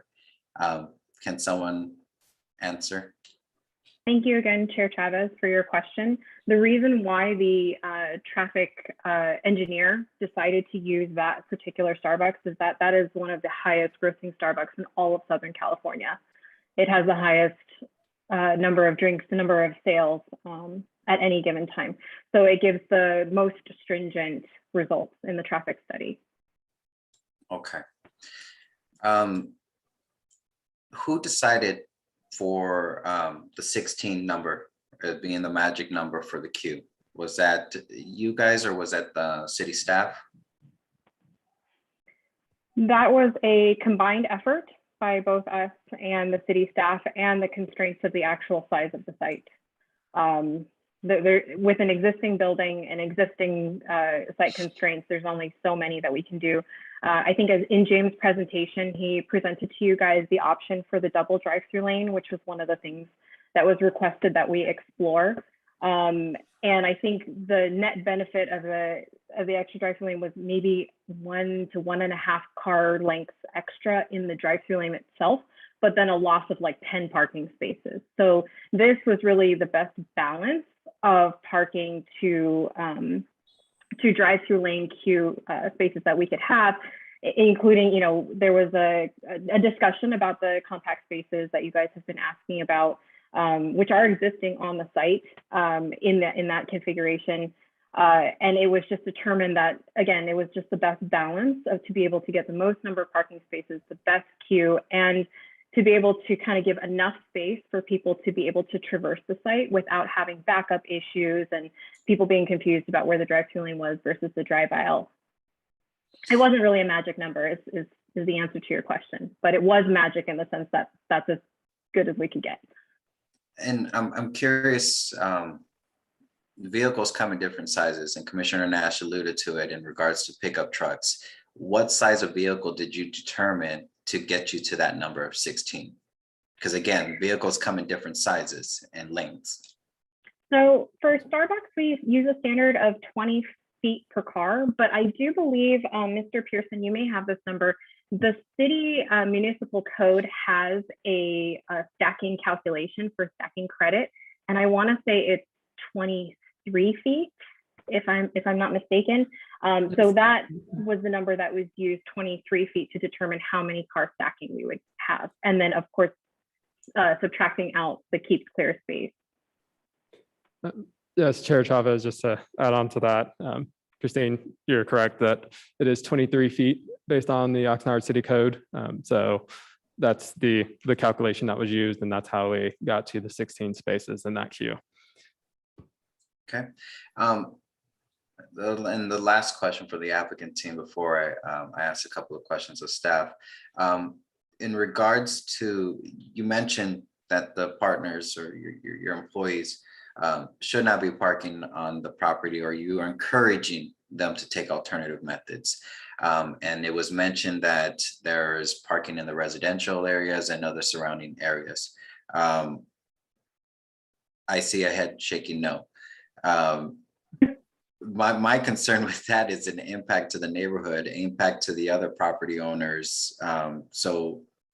What motivations are you providing to your partners to use alternatives as opposed to them driving themselves to work? Chair Chavez, first I want to certainly make clear that there is no encouragement for partners to park in the neighborhood. What I meant to say was that often Starbucks hires local, and it may be that the partners live in the neighborhood nearby. And I believe Holly made a comment in the chat about there being additional bicycle parking that we provided on the site for partners to use. I had also mentioned the proximity of the bus stop, which is a real benefit to this site for partners to be able to use public transportation to come to the site. There are not many partners per shift. So if they do need to park on the site, then they would be encouraged to do so, but not in the mobile order and pay or the curbside parking up front. So again, there is absolutely no encouragement for them to park on the adjacent streets or the neighborhoods. That would not be a good partnership by the partners. So yeah, hopefully that's, sorry if I misspoke earlier. Yeah, that did spark my attention when I heard, oh, well, there's residential and then there's other parking. So no, thank you for the opportunity to clarify. Just wanted to get that on the record. Thank you for that. Mr. Bolcom, I have a couple of questions, and Commissioner Nash had brought it up in regards to eastbound River Park at Vineyard, whether there's a U-turn or not a U-turn. I did a site visit on that. There's not a U-turn, that do not U-turn sign. But one thing that I'm very curious about is that there's only 3 lanes right there, and there's 2 right turn lanes, and then there is a single lane that duals as a straightforward and then a left turn lane. Do we see any impacts to that single lane for people potentially making U-turns to try to get to the Starbucks that impacts those that are trying to go through? Well, I certainly have noticed the lane configuration out there on the River Park approach, that intersection. It's not a very typical. In fact, I believe we have a class 2 bike lane that exists right adjacent to that to try and give some additional safety for the bicyclists that are trying to get across the intersection. That's a rather non-typical application that you see at an intersection like this in an urban environment. There may be some opportunities as we see some of the changes out there as part of this project and some of the other ones that are occurring in close proximity to change some of those lane assignments. I believe we have a dual right turn lane that exits River Park and heads to the freeway. There may be the ability to swap some of those lane assignments to make it function a little bit better. I'm not sure what led to the conclusion that a through left was the most appropriate choice of channelization out there. I'm sure there was a reason. But I believe we probably have some ability to modify that depending on what the U-turn or other turning movement increases might happen out here as part of the development we're seeing in the area. I appreciate that response. Now, would it have been beneficial for this project if there was a turn pocket created southbound on Vineyard?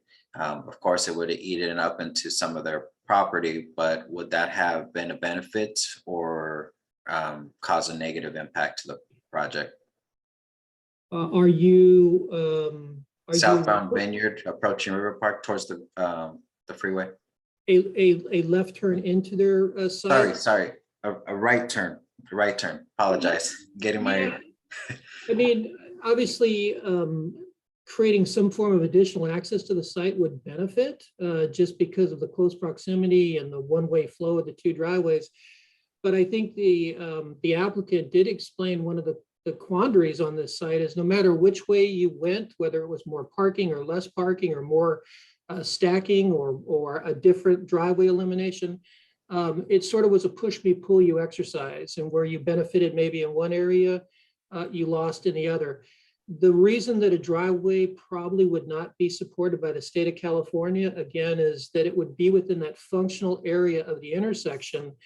And if we relied on just a new driveway on Vineyard to be their primary location, we might actually be seeing congestion from the intersection backing across that driveway and prohibiting traffic to come in. So no matter which way we looked, we couldn't find a more, I'll use the word ideal, but that's really not the best word, but we couldn't really find a more beneficial way to deal with this site just based on the current constraints that are out there.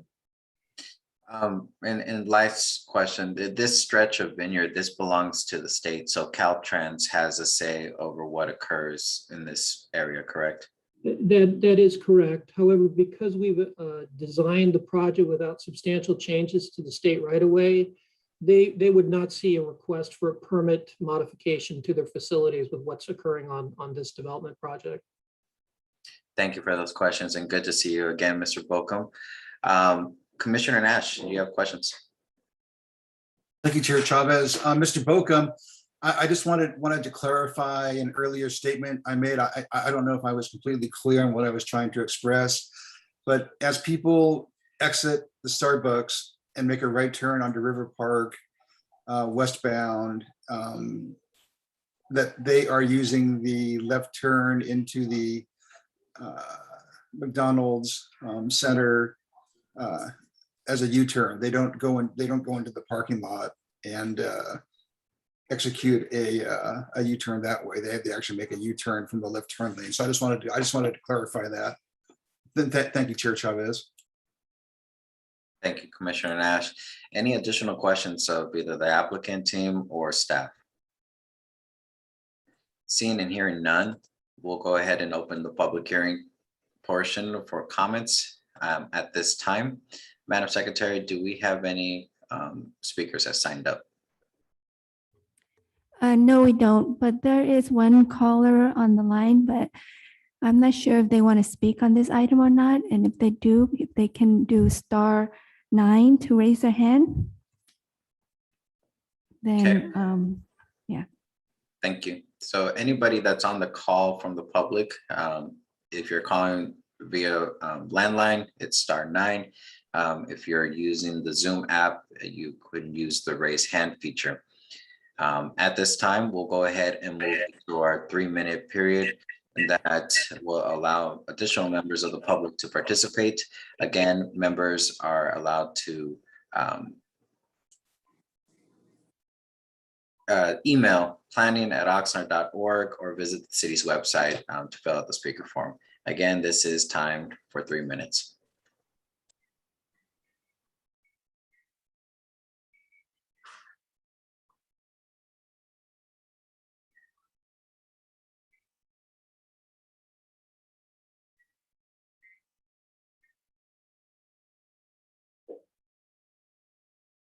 So I was thinking, YouTube has those non-copyright music. I don't know if our staff is okay with that. I don't know, maybe Mr. Roselle will have to look into see if that's even a feasible option. Many of it's just instrumental, but I'm pretty sure that could be a good option. Or I can sing. that's also another option. Is that a threat, Chair Chavez? Wow. I will save my voice then. I don't know one way or the other. I'm just messing with you.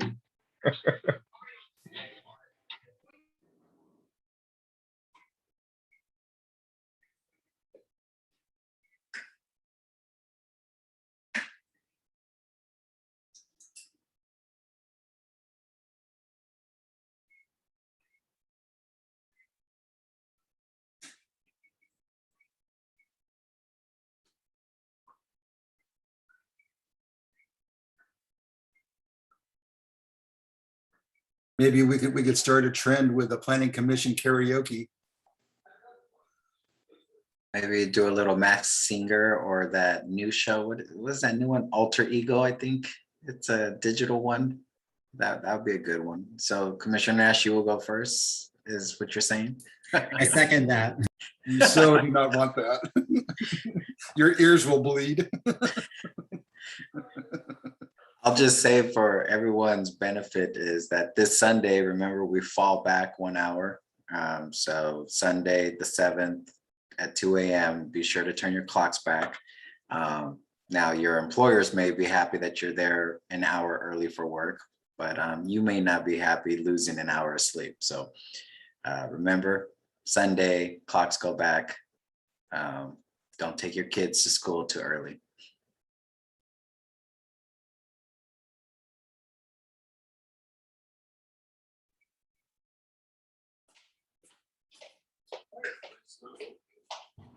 Okay, I haven't received any public speakers.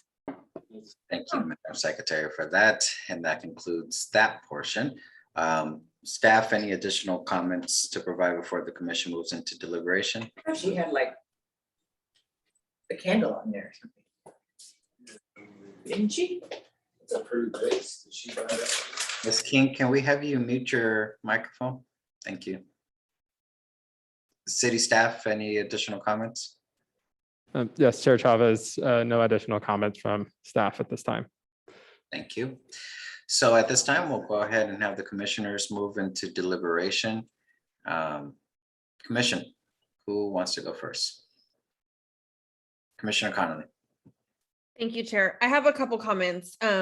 First, I wanted to thank the applicant on their attention to detail on this Starbucks. As a resident of North Oxnard, I frequent 2 Starbucks, one on Rose and Gonzalez, and it has its challenges by kind of having 2 points of entry. And it also blocks parking spaces when we're waiting in line. The same thing on Wagon Wheel, the drive-through kind of blocks parking spaces. So I appreciate that you guys obviously are nodding your heads that you're aware of this and have avoided that in the new proposed Vineyard Starbucks.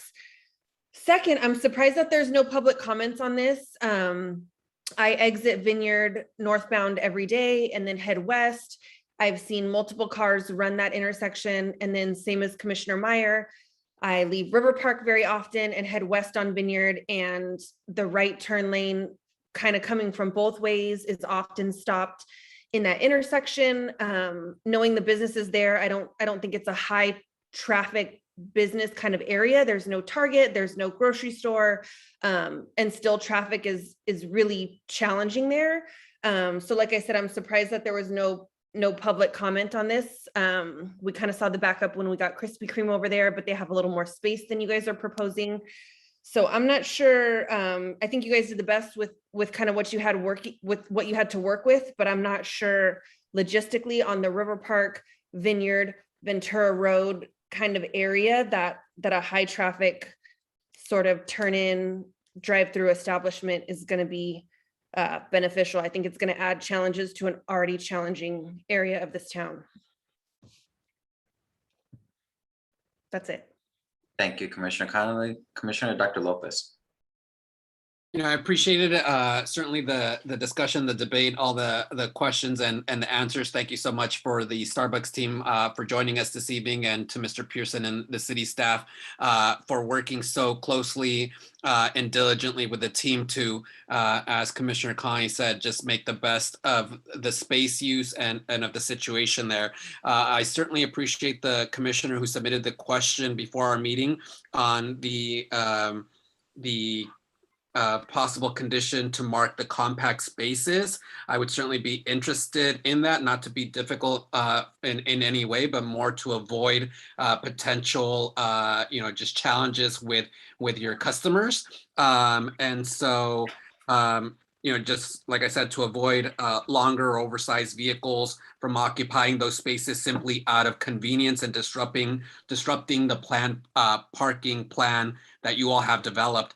But certainly if others are interested in supporting that, I think it would probably be very helpful to help mitigate potential just challenges on top of other challenges that they may experience. But I think as with everything, any business's success is our success, and so just congratulations on your popularity and the demand that you all have. And so thank you. Thank you, Commissioner Dr. Lopez. Vice Chair Rejo. Thank you, Chair Chavez. Yes, thank you again for the staff and applicant for the clear explanation of the documents in regards to the site. I was actually pleasantly surprised about the setup of the drive-through because that was honestly my first question as someone who probably over frequents Starbucks. And so that was actually my main concern before even receiving the packet. I believe that the drive-through as it's set up mitigates much of the problems in regards to other drive-throughs with Starbucks. And so in regards to that, I am in support of that part.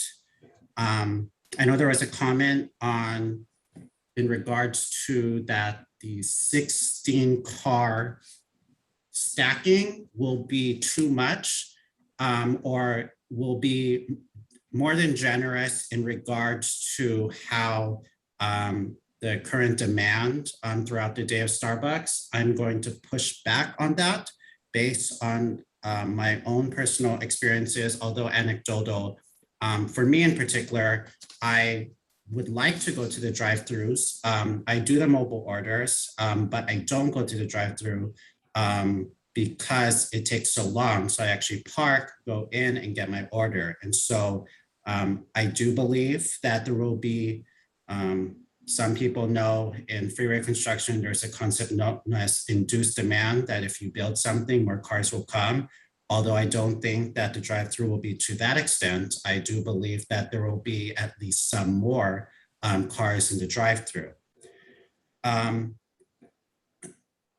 With that, that went to some of my other concerns, and I will report that I was a commissioner who asked Mr. Pearson a couple of those questions. And I do plan to, just in regards to promote circulation and parking equitability, I plan to make a couple of motions, basically virtually what Mr. Pearson said, even though they're on the same topic of making sure to promote the circulation of the people who do go to Starbucks. I am open if my fellow commissioners feel differently about one of the amendments to dividing the question, and I would second that. But for me, I am going to combine them as one motion if and when the main motion comes before us. Thank you very much. Those are my comments at this time. Thank you, Vice Chair Rejo. Commissioner Nash. Thank you, Chair Chavez. And I appreciate the robust discussion we've had tonight. It's a breath of fresh air from planning commissions of the past.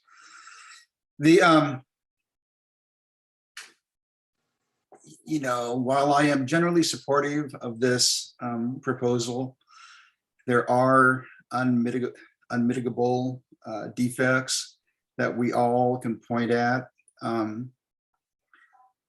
Traffic flow, exiting onto a river park, the compact parking.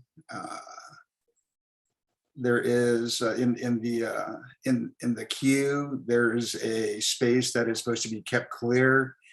That's going to be problematic because we can't even keep the space in front of fire stations clear. People are just, they're ignorant of a lot of things, common driving courtesy. So I don't know, I don't know how you deal with that. That's going to interrupt traffic flow within the parking lot. I hope that the applicant team is sensitive to our wanting to have a superior location at this site, and that the landscaping should reflect that. I do think that consumers are pretty darn smart, so it might take a while, but we will transition to mobile ordering. That seems to be the way to go. And right across the street, you have a couple of businesses that sell coffee also. So people will see that, if I have to wait 20 minutes in this line, I can just go across the street and get, maybe not the same quality cup of Joe, but when you're commuting in the morning, coffee is coffee. So I do wish the Starbucks team, all the success in the world. I think they're a superior corporation, and Oxnard welcomes them. So good luck, and thank you, Chair Chavez. Thank you, Commissioner Nash. Commissioner Meyer. Thank you, Chair Chavez. Yeah, there's a lot to consider, and I'm glad we've had a thorough discussion from several commissioners having input. As I'm thinking about it, on one level, I definitely know that the current business there, the Wendy's, is not getting adequate business there, and has not been maintaining the beauty of the location well either, understandably, given perhaps poor revenues there. So having a busy and productive and high level enterprise like Starbucks come in, I see that as a benefit to the city. And I also acknowledge that there are two within a half mile. So the demand for Starbucks is already being addressed in many ways in that area. And so this additional Starbucks may help to ease challenges among the three, perhaps rather than being an inducer of demand, as the Vice Chair mentioned. So that could be a positive. I do also think, though, about that Starbucks are places where people work, and they like to park, grab their drink, and spend hours there, using Wi-Fi and space to do their work. And that's something that I don't think we had any discussion about, but that definitely validates the need for parking. And given what we've already discussed, I don't need to rehash everything we've already talked about, but I definitely like the plan and the attempts to make this work. I do see this will require more attention by our city staff as the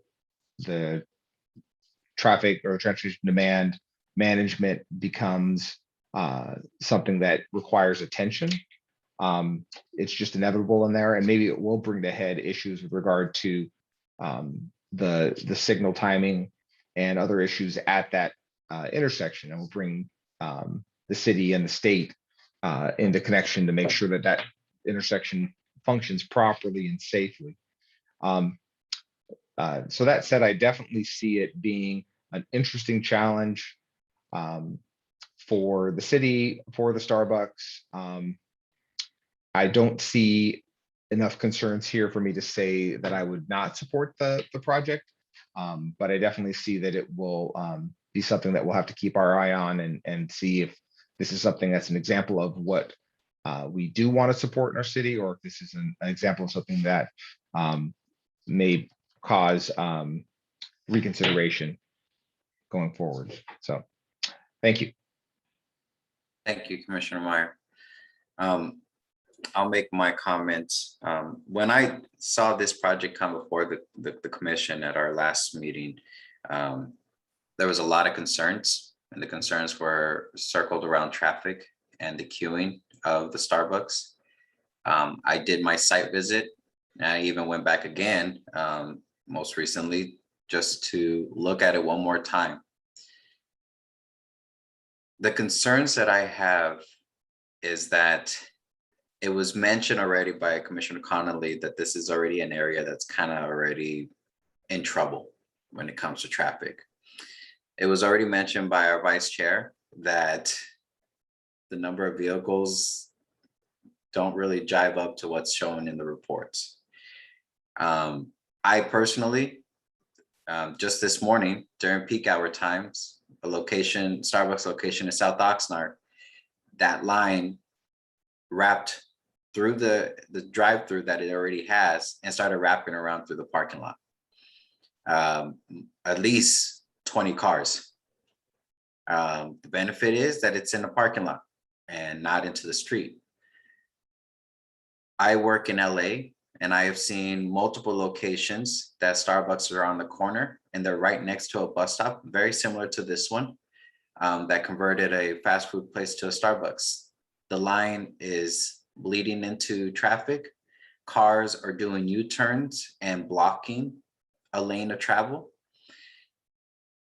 I understand based off of the mitigation plan, as we already had brought up in the question AB, where it says that there is one exterior camera mounted to face the drive-through lane. I could respect that. The problem that I see with that, again, this morning, I actually had to go inside the Starbucks because the line was just too long. And if I actually had went into that line, I would have been late for a 9 a.m. meeting. Those employees aren't looking at monitors, at cameras, exterior monitors. It's just not happening.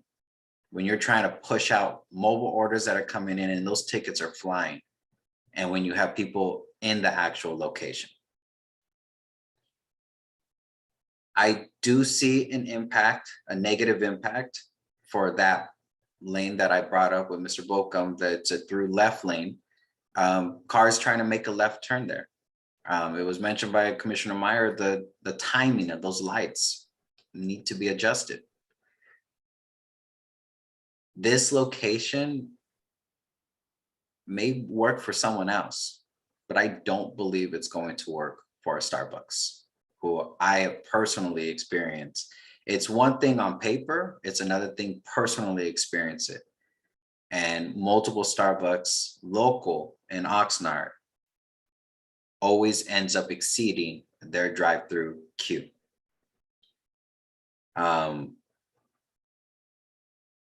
I understand it's a limited space and you're trying your best to mitigate that queue, but I don't, and I'm not trying to say that you're not going to be great partners, but I don't see somebody saying, hey, there's 12 cars in the queue, go start telling people to go park or go tell people to go away and then come back later when the traffic dies down. I just don't see that happening. Again, the employees are trying to push out orders as fast as possible. They don't have time to be going out there and telling cars to go away. I would have preferred, and I understand the reasoning behind it, but I would have preferred to see attachment E be done on a location in Oxnard. I understand the reasoning why that Costa Mesa one was selected to do the assessment, but it would have been more beneficial to me to actually see one that was done locally, because at least I know locally what is occurring. Again, I can appreciate the efforts that are taking to try to take this location that's already run down, try to change it, try to keep up with what's the concept of the area, beautify the area, bring a business to this area. but I do believe there will be a negative impact for this project to be at this location. There has not been enough mitigations, in my opinion, that gives confidence that the Starbucks will be a good partner at this location. Thus concludes my comments. I look to the commission for a motion on this item or any additional comments. Vice Chair Rejo. Thank you, Chair. The reason that we have these deliberations is to see if we have other opinions that are different than our own, which is good because we're able to see if those reasonings are legitimate or correct or persuasive enough to change your opinion of the project. And so, given the comments just said by the chair, and honestly, I did have some concerns in regards to what Commissioners Nash and Meyer said in regards to the U-turn. I didn't think that there would be a U-turn available there. And so at this time, I could see myself approving the motion with significant changes, minimally in regards to the motions that I plan in regards to circulation, but also possibly maybe postponing this until such time as we can get further information on an Oxnard specific data and or a study on whether that U-turn should be prohibited at that section. As this is my second time, I'm trying to make sure I get all my comments in.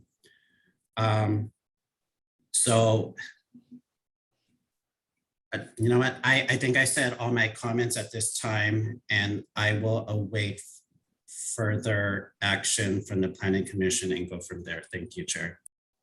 Thank you, Vice Chair Rejo. Any additional comments or a motion from the commission?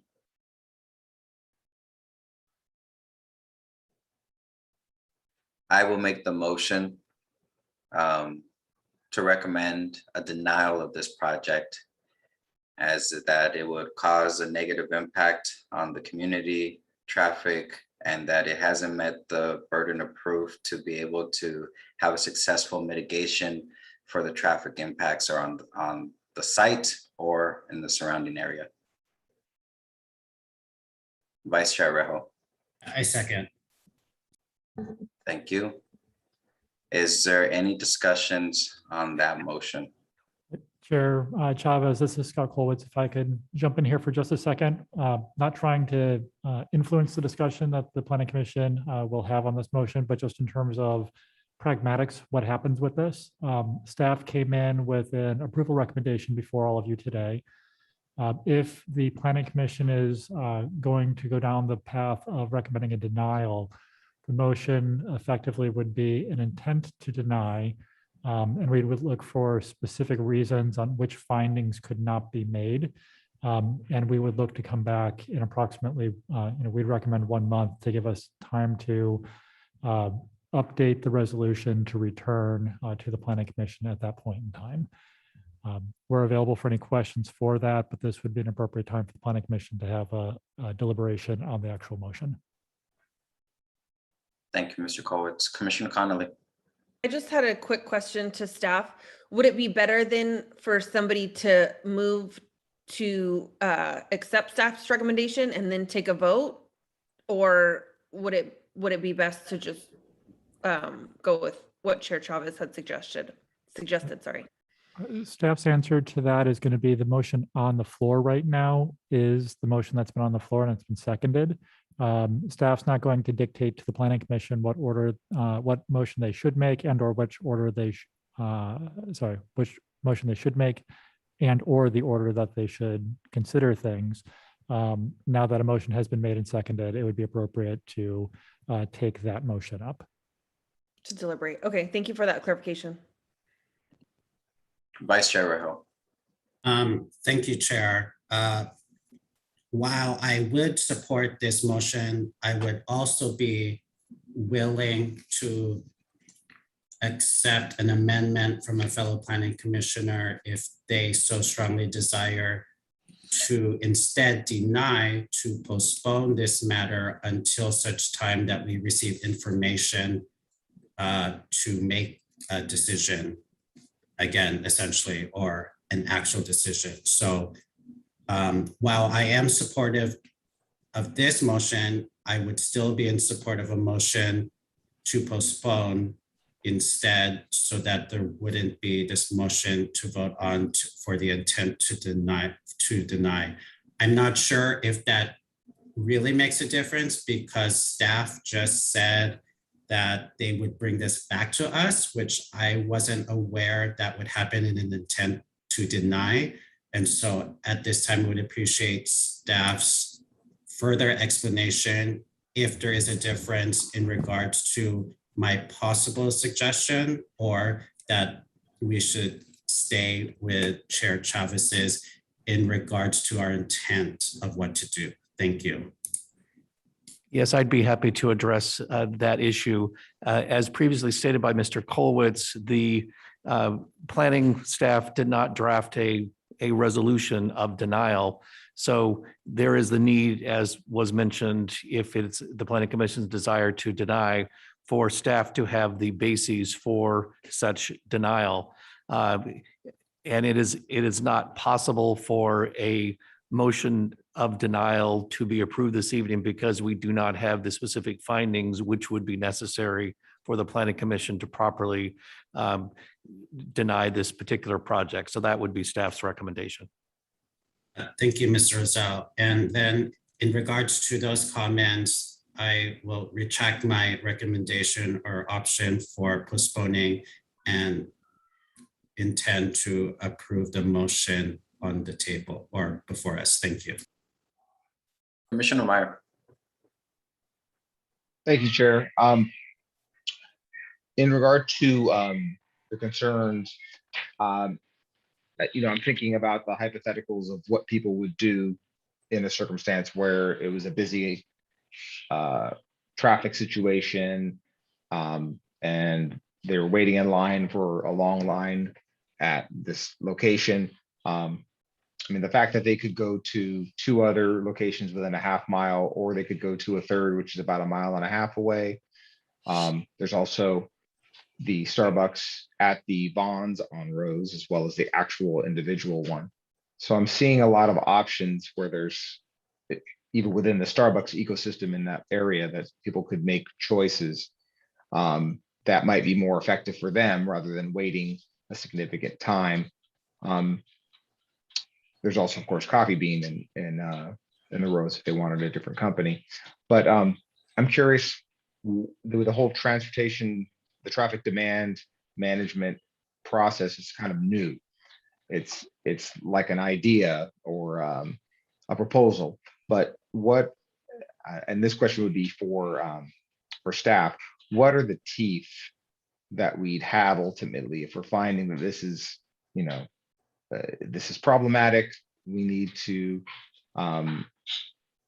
resolve this quickly because it's creating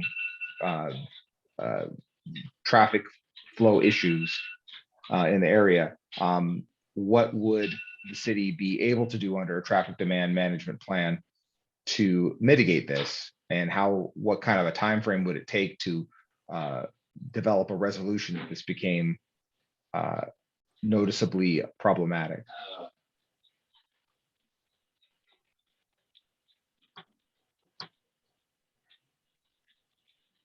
Thank you, Commissioner Nash. This is Tim Bokum again. I think I'll try and address that, although I may not have the exact answer that you look for. There's certain levels of oversight that we would have. 2 milestones that have been built into the condition language itself is the 6-month and 12-month provision as sort of the waypoints that we would do a formal submittal based on the experiences. If nothing is going wrong, then we want to just check in with the applicant and the business owners at those waypoints to make sure things are going well. If we were seeing things that were being deteriorating right up front, we would probably be reaching out to the applicant. Our police department may be reaching out to them on a daily basis if they see something, or we would be reaching out to them to make sure that they're enacting the transportation demand management plan as put in paper. And I believe that we do have the ability to do some enforcement mechanisms on the property if in fact they have a transportation demand management plan and they're not following it. So there's really a level of detail that we would have to follow. If it's a safety issue, let's say that they're spilling out into the adjacent intersection, we would deal with that on an immediate basis and try and clear them out. We may not necessarily have codified ways of doing that, but the business owner, they don't want that to happen. They don't want to have the liability of their patrons spilling out into the right of way any more than we do. So it would be incumbent upon them to make their own changes to the way that they operate in order to enhance that. So that's at least how this transportation demand management plan has been put in on paper. And then we would just monitor it on a daily basis as necessary. And if I could jump into that, this is Scott Kolwitz from the Chambers. I also wanted to draw the attention of the Planning Commission, specifically to condition number 38. In terms of teeth, this one I think is actually really important. So I'm just going to read this one in its entirety so it's not lost in summary. After implementation of the Transportation Demand Management Plan, and upon determination of the Community Development or Public Works Department that the plan created for the drive-through use is not functioning effectively, or upon any future modification or expansion, the plan shall comprehensively reevaluated by the Community Development and Public Works Departments. This plan reevaluation work effort shall be accompanied by a filing fee determined by the Community Development Director and Public Works Director to address the staff review time by Community Development and Public Works staff. So essentially, while we do have these check-ins that are going to happen with the plan, if at any point in time there's a foul, to use a sports analogy, that's happened. Sorry about that for a second. If there's something that's happening that's unintended, at that point in time, the Public Works Director or Community Development Director can simply step in and say, we need to address this at this point in time. And there's a financial commitment by the operator to make sure that things are adequately funded so it's getting the attention that it needs as quickly as possible. That the idea behind this document being a living plan that Joe talked about, that's really the spirit of what we're looking at. The other thing that I'll highlight as well is I think as the industry itself has developed over the years, and as we've all witnessed during COVID itself, there are technologies that keep popping up that we couldn't have anticipated just 6 months ago, just 2 years ago. So we don't exactly know what's going to also happen as we move into the future. And a living, breathing plan will allow us to collectively and implement those new technologies as things come through. So I just wanted to point that out for the collective discussion here. And I know that Joe stood up at the lectern as well, so I don't know if Joe has anything else to add to that comment as well. No, I was just going to highlight the same condition. So, and with that, we turn it back to the Planning Commission. Thank you, Mr. Kolwitz. So in terms of, I respect Starbucks as an innovative and very professional corporation that tends to put forward a high level of quality. I also know it's a for-profit business, and as Chair Chavez mentioned, if there's a high need for staff to be working productively to put forward product in a high demand, then it might be difficult to release somebody to do transportation management and traffic management. So I could see kind of the inherent challenges there. It's like, well, we're here to do business. We're moving everybody as fast as we can, but if we take somebody out to do that, then we're slowing down production, and that's going to create challenges. So it's a challenging situation. I mean, I even from my own perspective, my daughter works at a coffee establishment, a busy one, and the challenges with staffing are constant and can create a lot of backups very easily. So it's an interesting challenge. I guess I was really looking at the ultimate teeth in terms of if the city and the business don't see eye to eye about this needing a resolution or not, I'd want to know that the city would have the ability to curtail or limit traffic into the establishment perhaps until a resolution could be resolved if there was, you know, a real concern about safety and flow being really inhibited there. I'd be happy to address that particular issue. This is a special use permit, so this is something that happens very rarely. But to the extent that there were issues that were not addressed, and Mr. Kowitz has read condition number 38, which is one of the more robust conditions I've seen for this type of establishment.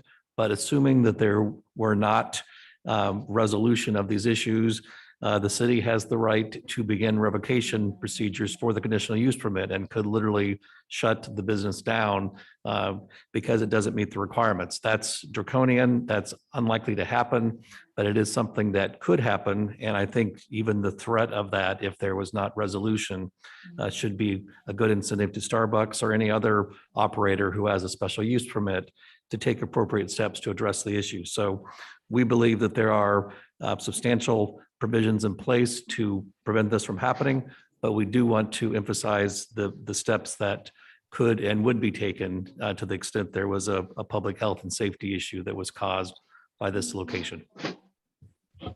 I appreciate that response, Council. Definitely, that helps me give me a perspective on what's possible.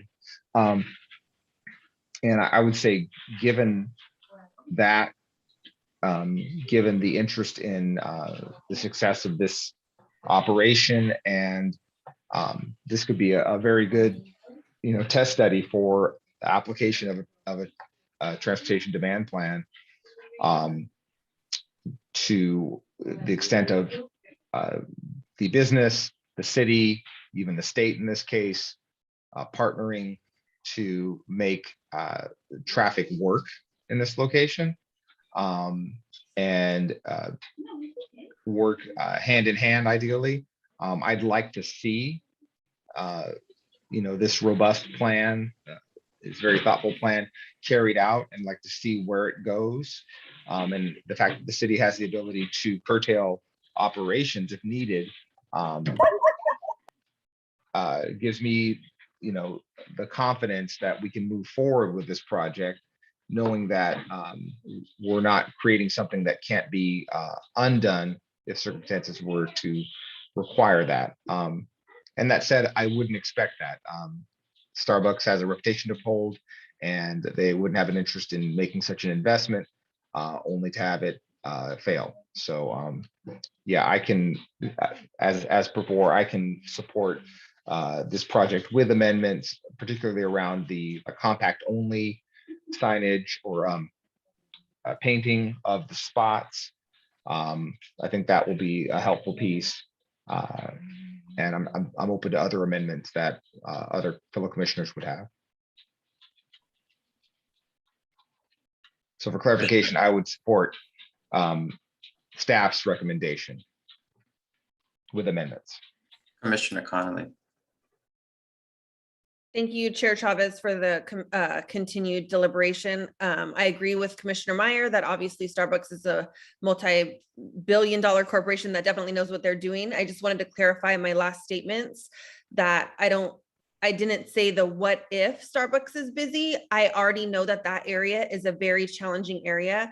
So I would hope that the powers that be with the applicant and with the city may reassess other areas in the city that may be more functional for this establishment.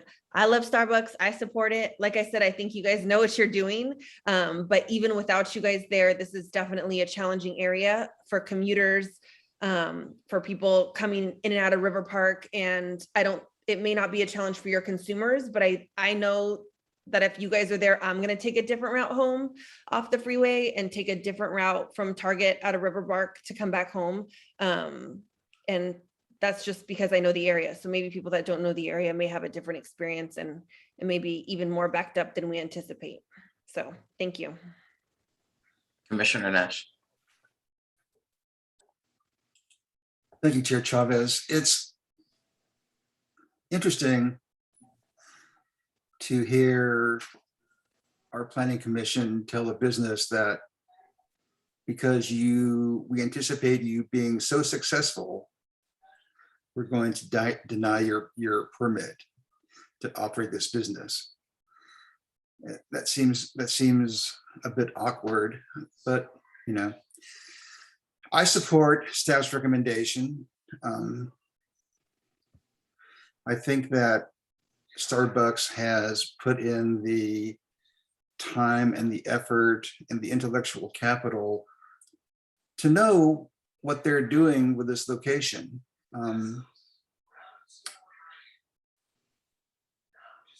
Would I like it to be elsewhere? Perhaps, but we have an opportunity to take this site, give it over to a corporation that has similar interest in what we're trying to do with our city, and that's to have high quality businesses, open businesses. So I do have a question for Mr. Kolowitz. Does the maker of the motion to deny, does he have to provide you with findings and conditions that would uphold his motion to deny? And or would we just postpone the hearing, or is a motion to deny the final word? Could you enlighten me on that, Mr. Kolowitz? Thank you. I would be happy to address that issue to the extent that there was a majority of the planning commission that wished to deny this project. It would be helpful for staff if the planning commissioners would iterate more bases for denial. But if the planning commission chooses not to do so, staff, based on the discussions, the lengthy discussions we've had to date, would have the ability to put together a resolution of denial based upon our robust dialogue that has occurred so far. Anything further, Commissioner Nash? That's all. Thank you, Chair Chavez. Vice Chair Reholt. Thank you, Chair. I'd like to note that based on the explanations provided by, I believe it was Mr. Rosell, that because this motion, I believe without objection, is going to be changed to an intent to deny, and that added findings and conditions will be added to a denial resolution in the meeting that's going to be brought up. I am actually more in favor of the motion before us because we still have another, I can say, bite at the apple in regards to denying a denial if we so choose to, and or get more information or any other information that might change our mind.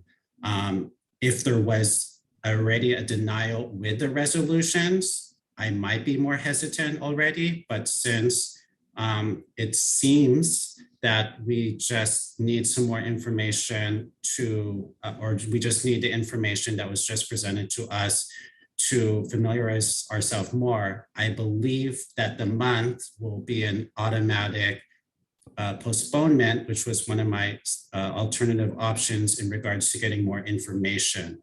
And so at this time, with the comments before us, I urge an approval of the motion for an intent to deny. Thank you. Thank you, Vice Chair. I'll just make a couple of comments on the motion. Understand that the motion of the intent of denial is multiple layers. First one being the reduction of parking spaces from 15 parking spaces down to 35 parking spaces. And of those 35 parking spaces, 15 are in the drive-through.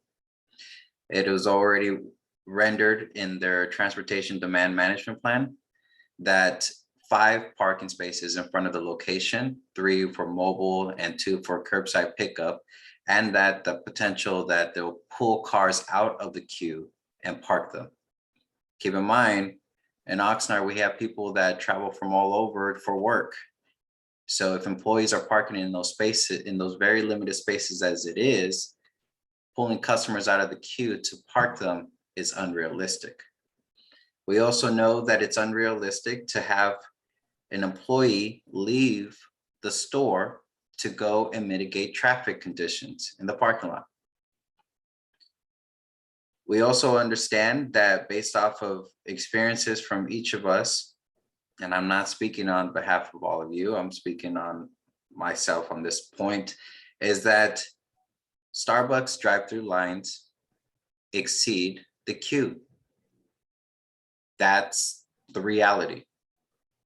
I have seen it multiple times locally. I have seen it multiple times where I work, and many times where there is a bus stop. Now you have a bus that is parking in the lane of travel or having to enter an additional lane of travel to get around the cars that are bleeding out into traffic. My reasons for denial is that 1, the reduction of parking spaces is not realistic for what was said from the applicant team. 2, I don't believe their transportation demand management plan is effective or will be effective. 3, I do not believe that they can ensure that they will not have cars that bleed into the right of way. Again, this is an area that's already high traffic. We all recognize that. But this project is not intended for this specific location.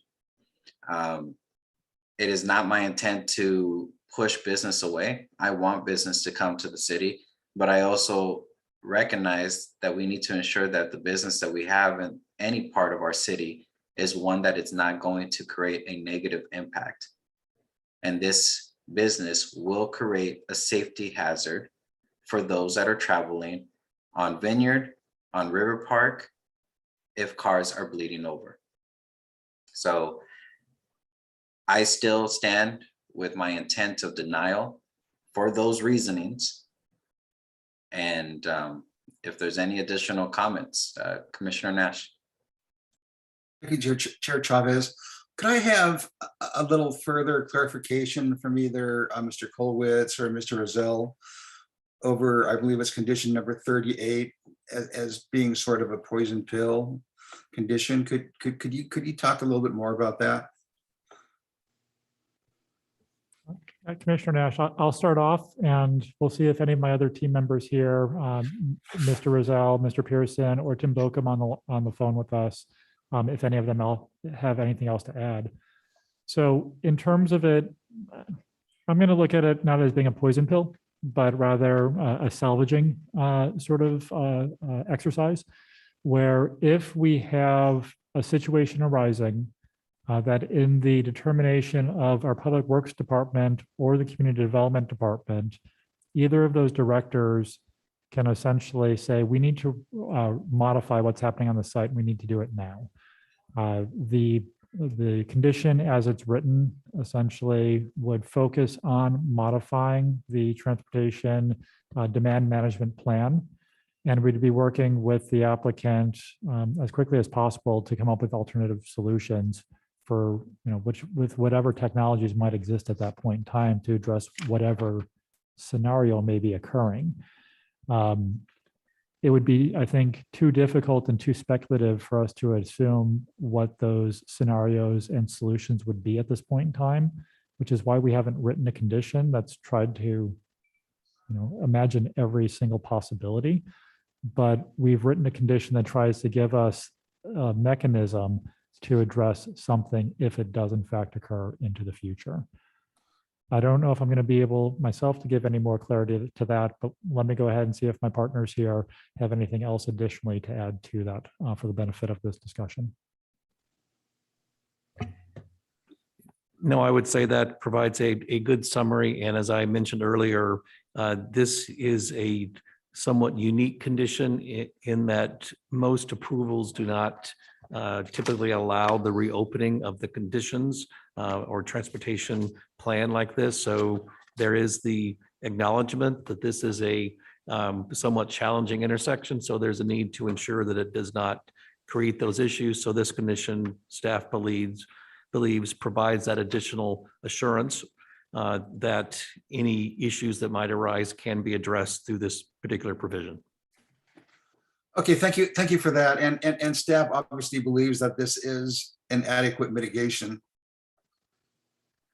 if you want to call it that.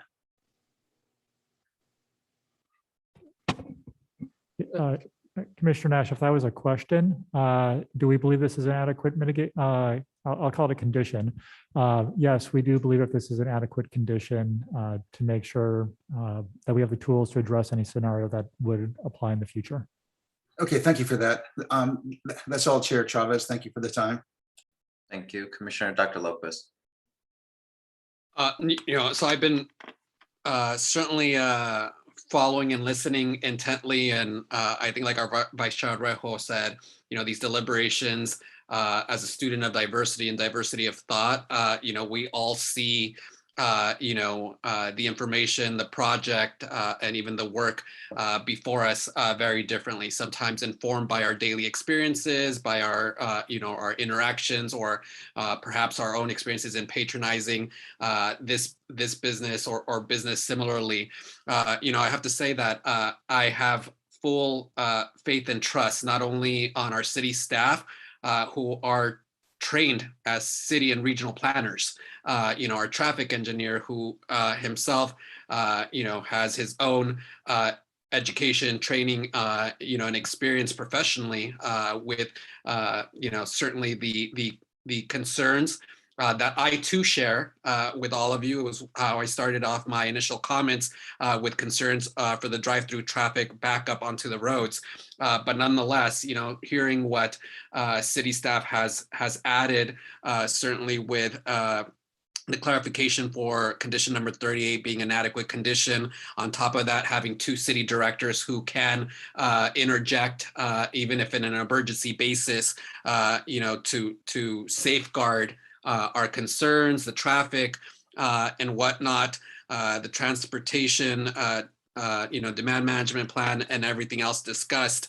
I think I myself feel more than comfortable, moving forward and supporting, but that's just me. I think that we have heard, certainly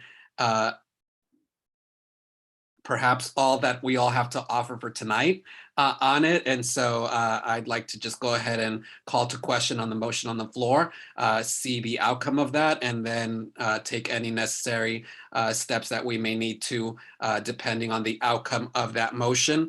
And second, just a quick clarification before the call to question for city staff.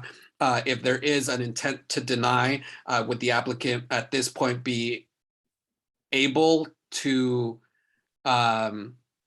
appeal to the city council, or would that also be tabled until the resolution is adopted for a denial at a future meeting? Just to answer that particular question, there has to be a decision, either denial or approval. So until there's a final action by the planning commission, it's not appealable. But assuming, as an example, not assuming, but if there was a recommendation for denial, which would come back the first meeting in December, there would be a vote at that point in time. And then after that point in time, Starbucks would have the ability to appeal that action of the planning commission to the city council. Okay, great. So I've called to question, and I see two hands up, so thank you. Thank you, Commissioner Dr. Lopez. I actually have to turn to Commissioner Connolly and Vice Chair Rejo, because as we are following Robert's Rules of Order, I need to know just exactly the next step to take on this. And as I'm looking through my Robert's Rules of Order book, trying to determine the next step. So either Vice Chair Rejo or Commissioner Connolly. Commissioner Conley, if you don't mind if I take this. Yes, thank you. I was going to defer to you. Thank you, Commissioner Conley. Chair Chavez, in my opinion, a motion to call the question or the previous question will have to be followed by you stating it, asking for a second. If a second is made, if 2/3 of the commission agree, then debate closes and we move to an immediate vote on the question. Thank you. That's my opinion. Commissioner Connolly, are you comfortable with that? Because I know you have experience in Robert's Rules of Order as well. Yeah, I was just looking at my cheat sheet and I didn't open my book up, but my general understanding to call the question is that it immediately shuts it down and it brings it to vote. So that makes sense what Vice Chair Arrejo said, to restate the motion or the amendment, and then it goes straight to vote. And then wait for a second and then 2/3 vote. The motion that was made by Commissioner Dr. Lopez, correct, to call for the Correct. vote? Correct. I would advise the chair to state the motion, wait for a second. If there's a second made, the vote needs a 2/3 to close debate. And then you go immediately into the motion pending before us. Okay, so the motion by Commissioner Dr. Lopez was to call for a vote on the motion before the commission that is on the floor. Is there a second on that motion? I second. It's been moved and second to call for the vote on the motion. Is there any deliberation or no? No deliberation. Madam Secretary, if we can have a roll call, and again, it is a 2/3 vote in order to close the debate. Commissioner Lopez, Aye. Vice Chair Arrejo. Aye. Commissioner Connolly, Aye. Commissioner Meyer. Aye. Commissioner Nash, No. Chair Chavez. No. Motion passes. With that being passed, now we are moving back to the motion that's on the floor for the intent of denial. And there is no further debate on that. Madam Secretary, if we can have the roll call. Chair Chavez, Aye. Vice Chair Arrejo. Aye. I'm sorry, is that yes or no? Aye. Yes. Commissioner Connolly, Yes. Commissioner Lopez, No. Commissioner Meyer, No. Commissioner Nash. No. Motion fails. Thank you for that. This is what happens when we don't have a seventh person. I look to the commission for any motions to be put before the commission. Those both came up at the same time. Commissioner Dr. Lopez. I'll yield to Commissioner Nash. Commissioner Nash. Can I yield to Dr. Lopez? Great, thank you. I'll take the floor. Getting hungry. I'm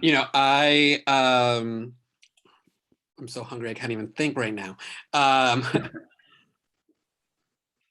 I'd like to motion inversely, conversely, and motion to accept staff recommendation that the project to be categorically exempt from environmental review pursuant to the California Environmental Quality Act Guidelines Section 15301, Adoption Resolution 2021-XX, approving planning and zoning permit number 21-550-01. Major modifications to U-916, special use permit subject to certain findings and conditions, including the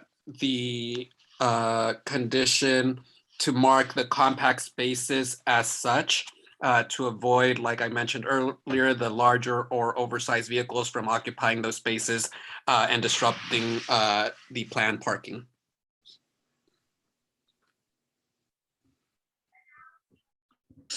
Okay, Commissioner Nash. Thank you, Chair Chavez, and I would second that motion.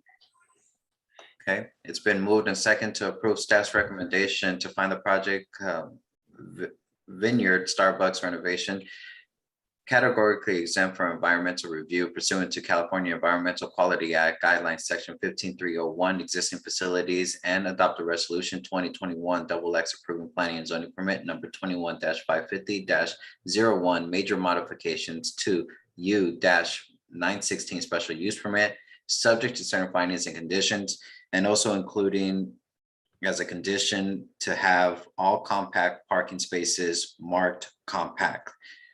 Is there any discussion on that motion? Chair Chavez, if I could just jump in for a second. Yes. At the beginning of the meeting, staff identified 2 additional conditions that we were hoping to include modifications to.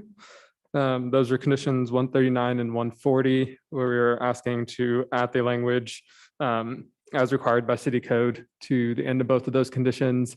And then also Commissioner Nash identified the typo in condition 116. So if those could be included in the motion.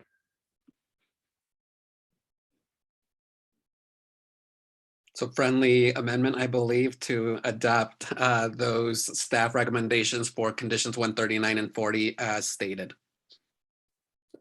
Sorry, and 116. I'm sorry?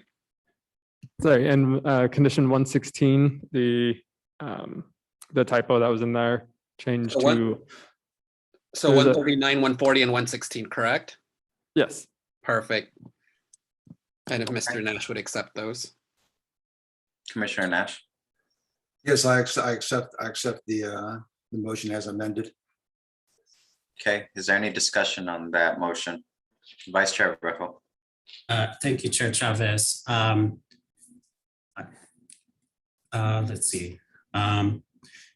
With the amendment that was attached to the motion before us in regards to condition number 9, having each compact parking stall to have the word compact painted, I will make this in a formal amendment, but I'm sure it will be approved by the maker and the seconder that to paint the word compact at the entrance of the space in letters a minimum of 8 inches in height.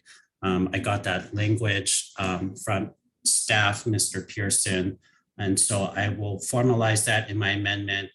In addition to amending condition number 107 to provide direction to staff to include a sign indicating that there will be additional parking in the back of the building as part of the transportation demand management plan to allow for 1 double-faced permanent direction sign per vehicular entrance, provided such signs do not exceed 3 square feet in area each.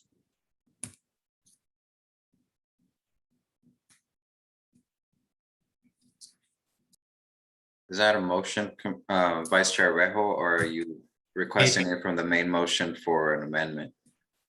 It is a formal amendment, and I can restate that more simply again. I move to amend the motion before us to modify condition number 9 to add that each compact parking stall is to have the word compact painted at the entrance of the space in letters a minimum of 8 inches in height, and to amend condition number 107 to provide direction to staff to include a sign indicating that there will be additional parking in the back of the building as part of the transportation demand management plan to allow for 1 double-faced permanent direction sign per vehicular entrance, provided such signs do not exceed 3 square feet in area each.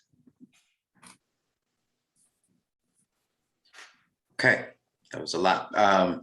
So an amendment motion is has been moved that modifying the compact spaces at the entrance be 8 inches in height, and that modification to 107, that additional parking signage be placed for additional parking that's in the rear, 1 double-sided face per vehicular entrances. Is there a second on that? Commissioner Nash. Thank you, Chair Chavez. Yes, I will second those amendments. Okay, It's been moved and seconded. Is there any discussion on those amendments? Vice Chair Rejo. Thank you, Chair. I believe that comments have already been stated in regards to adding compact. And so I'll speak specifically in regards to the added sign in regards to stating that there will be additional parking in the back. I am doing this as a way to at least partially mitigate people going through the drive-through if they would like an option to park in the rear. There are several parking spaces, and so giving them that option will at least mitigate, however small, that they'll go to the drive-through and prevent further backup.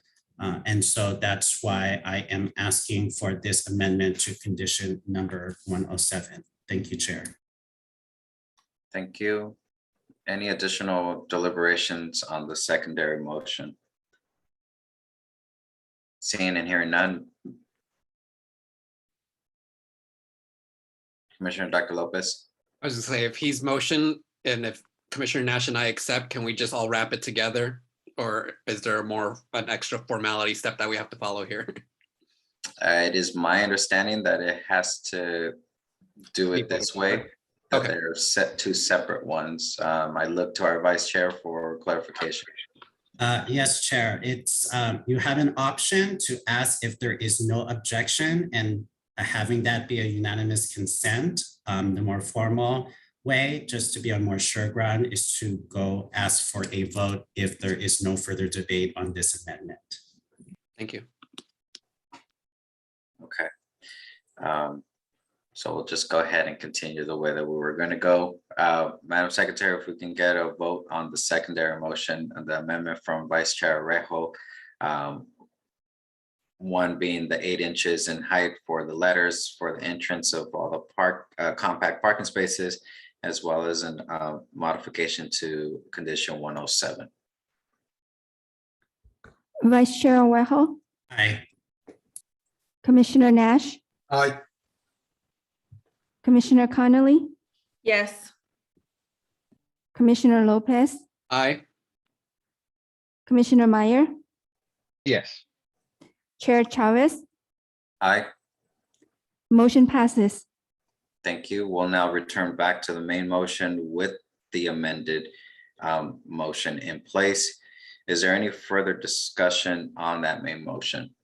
Commissioner Meyer. Thank you, Chair. I can definitely empathize with the concerns the chair laid out around, especially around experiences at other Starbucks. I was just at the Starbucks on Saviors with the drive-through that you mentioned, and I went in to the store, parked, thinking about, okay, I don't want to get caught up in the drive-through traffic because there isn't a dedicated lane there for a drive-through versus parking. And there was maybe 4 cars there. So I went in, when I came back out, there's 10 cars. And then I was having to negotiate, how do I get out when there's cars in the drive-through, going to the drive-through, that there's no space to negotiate out. And that's not a desirable situation. And I don't believe the city has much in the way of alternatives in those kinds of circumstances. I don't know what the terms of the special use permit was for there, but what I do appreciate is that in this case, we have this dedicated 16 car queue that separates that from those parking and picking up and driving off. So I think they've done some good steps to mitigate. I think the challenges and the opportunities will be in putting this transportation demand plan into use, and we'll have a good opportunity to see how effective this will be. But knowing that the city has the teeth to do what's necessary, and knowing that Starbucks is a very willing partner, I see no reason to go against staff's decision. Thank you. Any additional deliberations? Vice Chair Rejo. Thank you, Chair Chavez. Even with these amendments, I'd like to still say that I am concerned in regards to the traffic problems that are going to be occurring and right now occurring, so they'll be exacerbated if this this motion is approved. I will take it to heart, and that condition 38, as explicitly stated to us, is going to be sufficiently, adequately, and proactively done in regards to the future if this motion is approved. I honestly, I'm hoping for further comments from my fellow planning commission members because I am loath to abstain and I am on the fence. Thank you very much.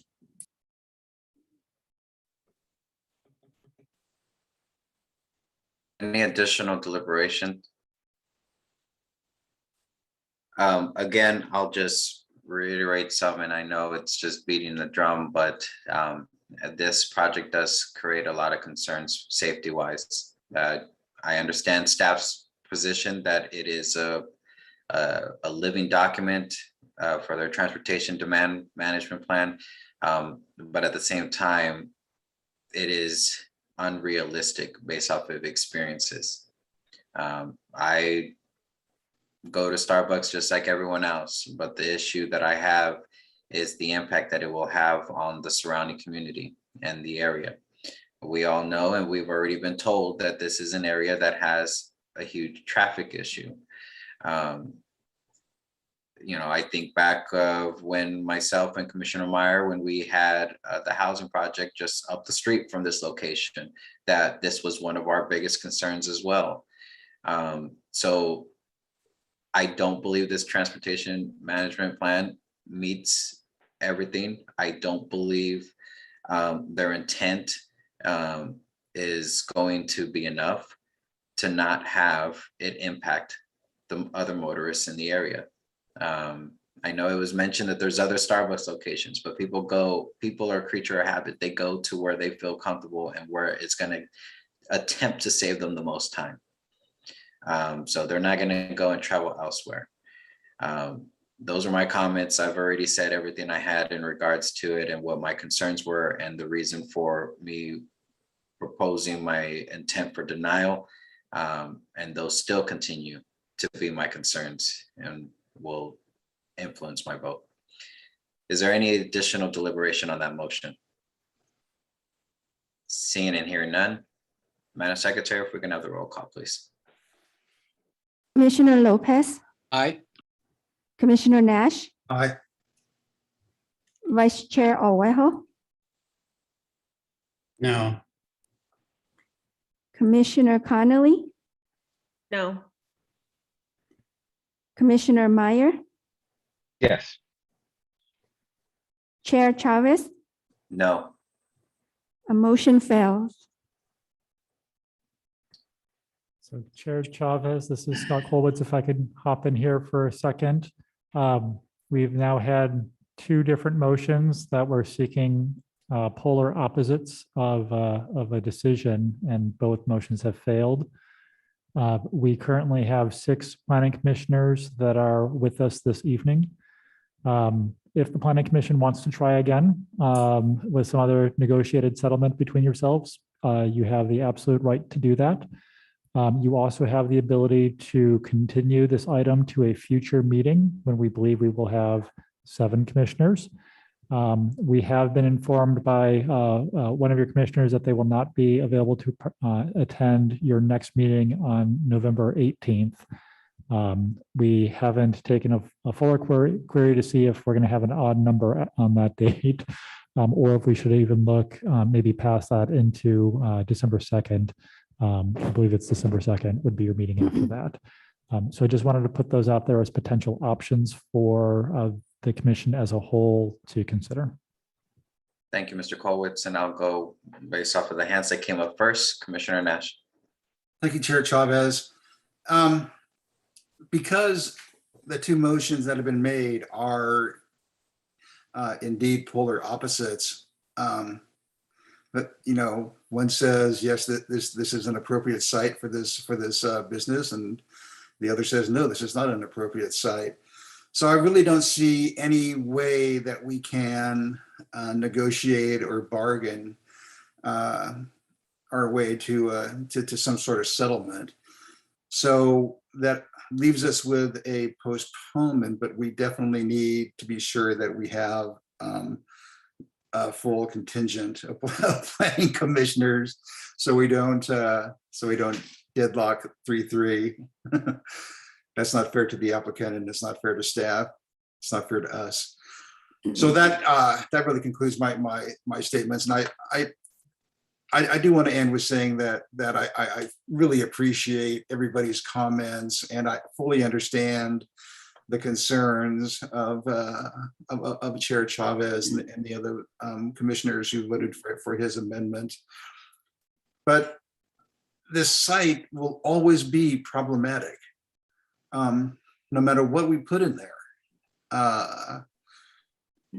So we sort of have the best minds working on this problem, and the best minds are, working for Starbucks and, working for the city of Oxnard. So we have to, we kind of have to take their lead. And if they think that they have the solutions and the mitigations for this site, that we have to, well, we don't have to, but we should probably follow their lead. That's all. Thank you, Chair Chavez. Thank you for your comments, Commissioner Nash. Vice Chair Rejo. Thank you, Chair Chavez. Given the likelihood that we would need 7 or at least an odd number, and hopefully the full planning commission, so 7, and given the comments that there's going to be 1 person missing at our next November 18 meeting, at this time, I move to continue this public hearing until the December 2nd regular planning commission meeting. Thank you, Vice Chair Rejo. Commissioner Meyer. Thank you, Chair. I wanted to know if anybody in our commission wanted to specifically request certain information that might be helpful in moving the decision in one direction or the other. Is there anything that we think can be produced by December 2nd that could change a vote?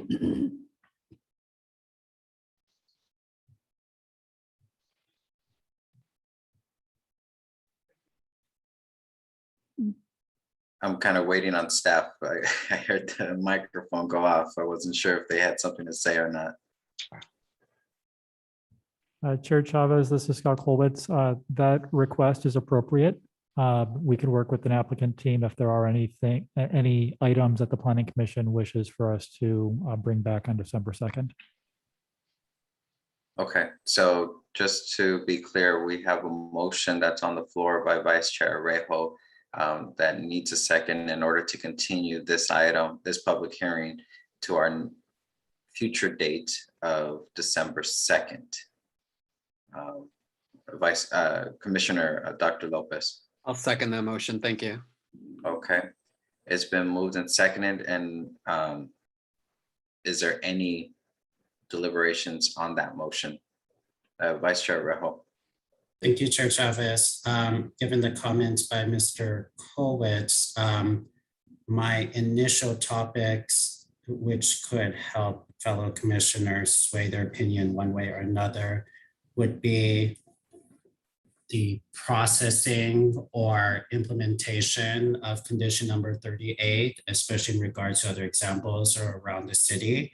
A possibility to have a no U-turn in regards to that intersection, that street, that if you would U-turn on River Park Boulevard, that would get you back to the entrance, and Oxnard specific data in regards to the drive-through and possibly parking situation, and any other mitigations that staff or the applicant team can think of in regards to comments that were said at this meeting.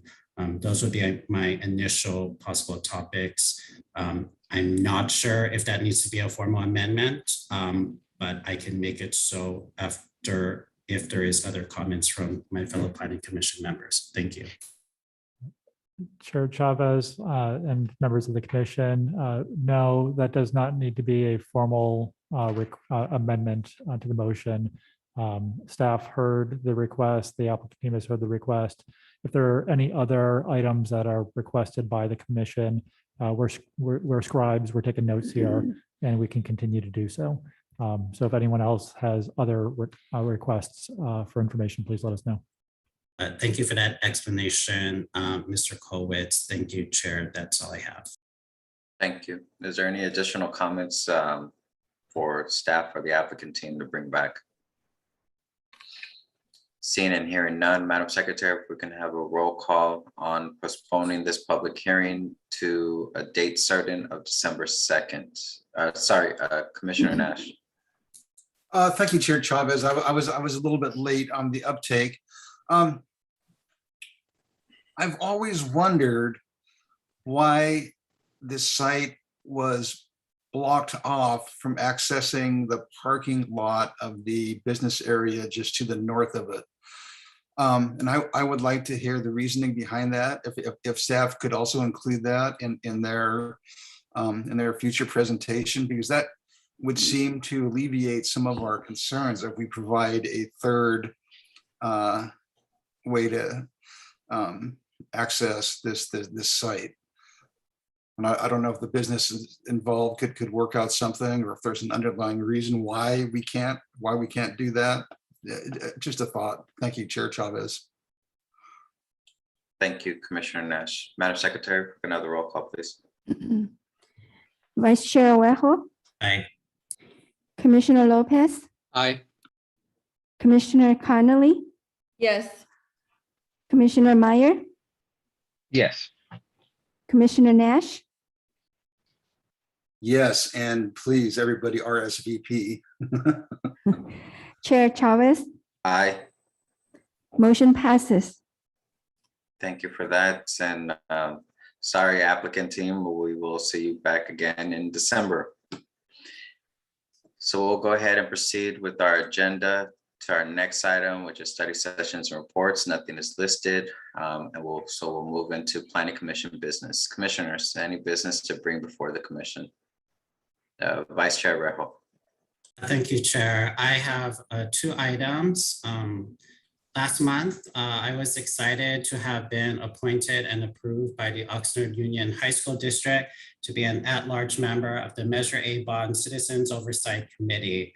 I'm looking forward to utilizing my financial and planning commission knowledge and experience on this to ensure that the proceeds of Measure A are being used correctly, of which the city of Oxnard makes up a majority of the district. Second, separately, due in thanks in part to my position as vice chair of the Planning Commission, and after an application process, I was selected to attend the nonprofit California Asian Pacific Islander Legislative Caucus Institute's 10th biannual Capital Academy this past weekend in Sacramento, whose goal is to specifically increase the participation of Asian and Pacific Islanders in government and the democratic process. Of the cohort of 18, I was appreciative to be just one of 4 non-elected officials and the first time anyone from Oxnard or Ventura County to have participated in this academy. It was amazing to learn from API leaders in my group, like Mayors Farrah Khan of Irvine, Lily May of Fremont, and Yvonne Yu of Monterey Park. I try to make the most of this opportunity to promote both Oxnard and Ventura County to elected state leaders and legislators and my fellow cohort members. One topic brought up about Oxnard that struck me during conversations is that some know of the city as near the coast, but are unfamiliar that it actually has a coastline, while some think of Oxnard as a beach city. And I think these divergences of comments just means that there is a lot of future potential in our coast and beach to build it up for recreation, ecotourism, and a means of attractiveness. And I urge we keep that in mind during our work and analysis in the Planning Commission. Thank you very much. Congratulations, Vice Chair. That's great honors. Thank you, Chair. Commissioner Meyer. Thank you, Chair. I wanted to just announce that the Cause Raising Justice the fundraising event was a great success. It occurred today, and the notes from staff was that we had already well exceeded the contributions generated from the previous year, which is most welcome. And I don't know if anybody of you were able to join the proceedings, but there was some wonderful videos over the 20-year history of cause, and a lot of discussion about what is being accomplished currently and what's next. So just a great benefit to our community, and proud to be a part of it. Congratulations to cause. Commissioner Nash. Thank you, Chair Chavez. I just want to say congratulations to the accomplishments and achievements of my fellow and lady commissioners. I take great pride in everything that you do outside of the Planning Commission, because that only leads back to the Planning Commission in making us a more robust and a much better commission. So congratulations, one and all. Absolutely. Thank you for those comments. Commissioner Dr. Lopez. Ditto on the previous comments and statements, and congratulations to Vice Chair Araujo, certainly. I said it, I want to say, I might have said it at our last meeting, but I continue to just enjoy being a part of this commission and serving with all of you. I very much appreciate your time, your preparation, our robust debates, and certainly the same goes and is extended to our staff. We are only able to carry on our charge and our work because of the extraordinary work time that staff also does in preparing and working with applicants like the ones who were before us today. So I thank all of you. An absolute pleasure and a joy, and just thank you for your time and your leadership. Very much appreciate it. Thank you for those comments, Commissioner Dr. Lopez. It's already been said, but congratulations, Vice Chair. Congratulations to everybody. Commissioner Nash is right. We do a lot outside of the commission, and we all contribute to our community, and we're all young leaders that are putting out good feelers to support our Oxnard community. So it's very important, whether it's supporting in an appointed role or serving on an organization. Each part contributes to the Oxnard community and our future. So great job, everyone, and thank you to staff as well. If there's no further comments, we'll go ahead and move to our next item. Where did my agenda go? Community development staff updates. Mr. Colwitz. Chair Chavez and members of the commission, thank you again. Just three brief ones. So again, reminding you, we're moving forward with our November 17th meeting before LAFCO, hopefully for the annexation of the Rio Urbano project. I keep mentioning that. At our next meeting on the 18th, I hope to actually tell you what happened.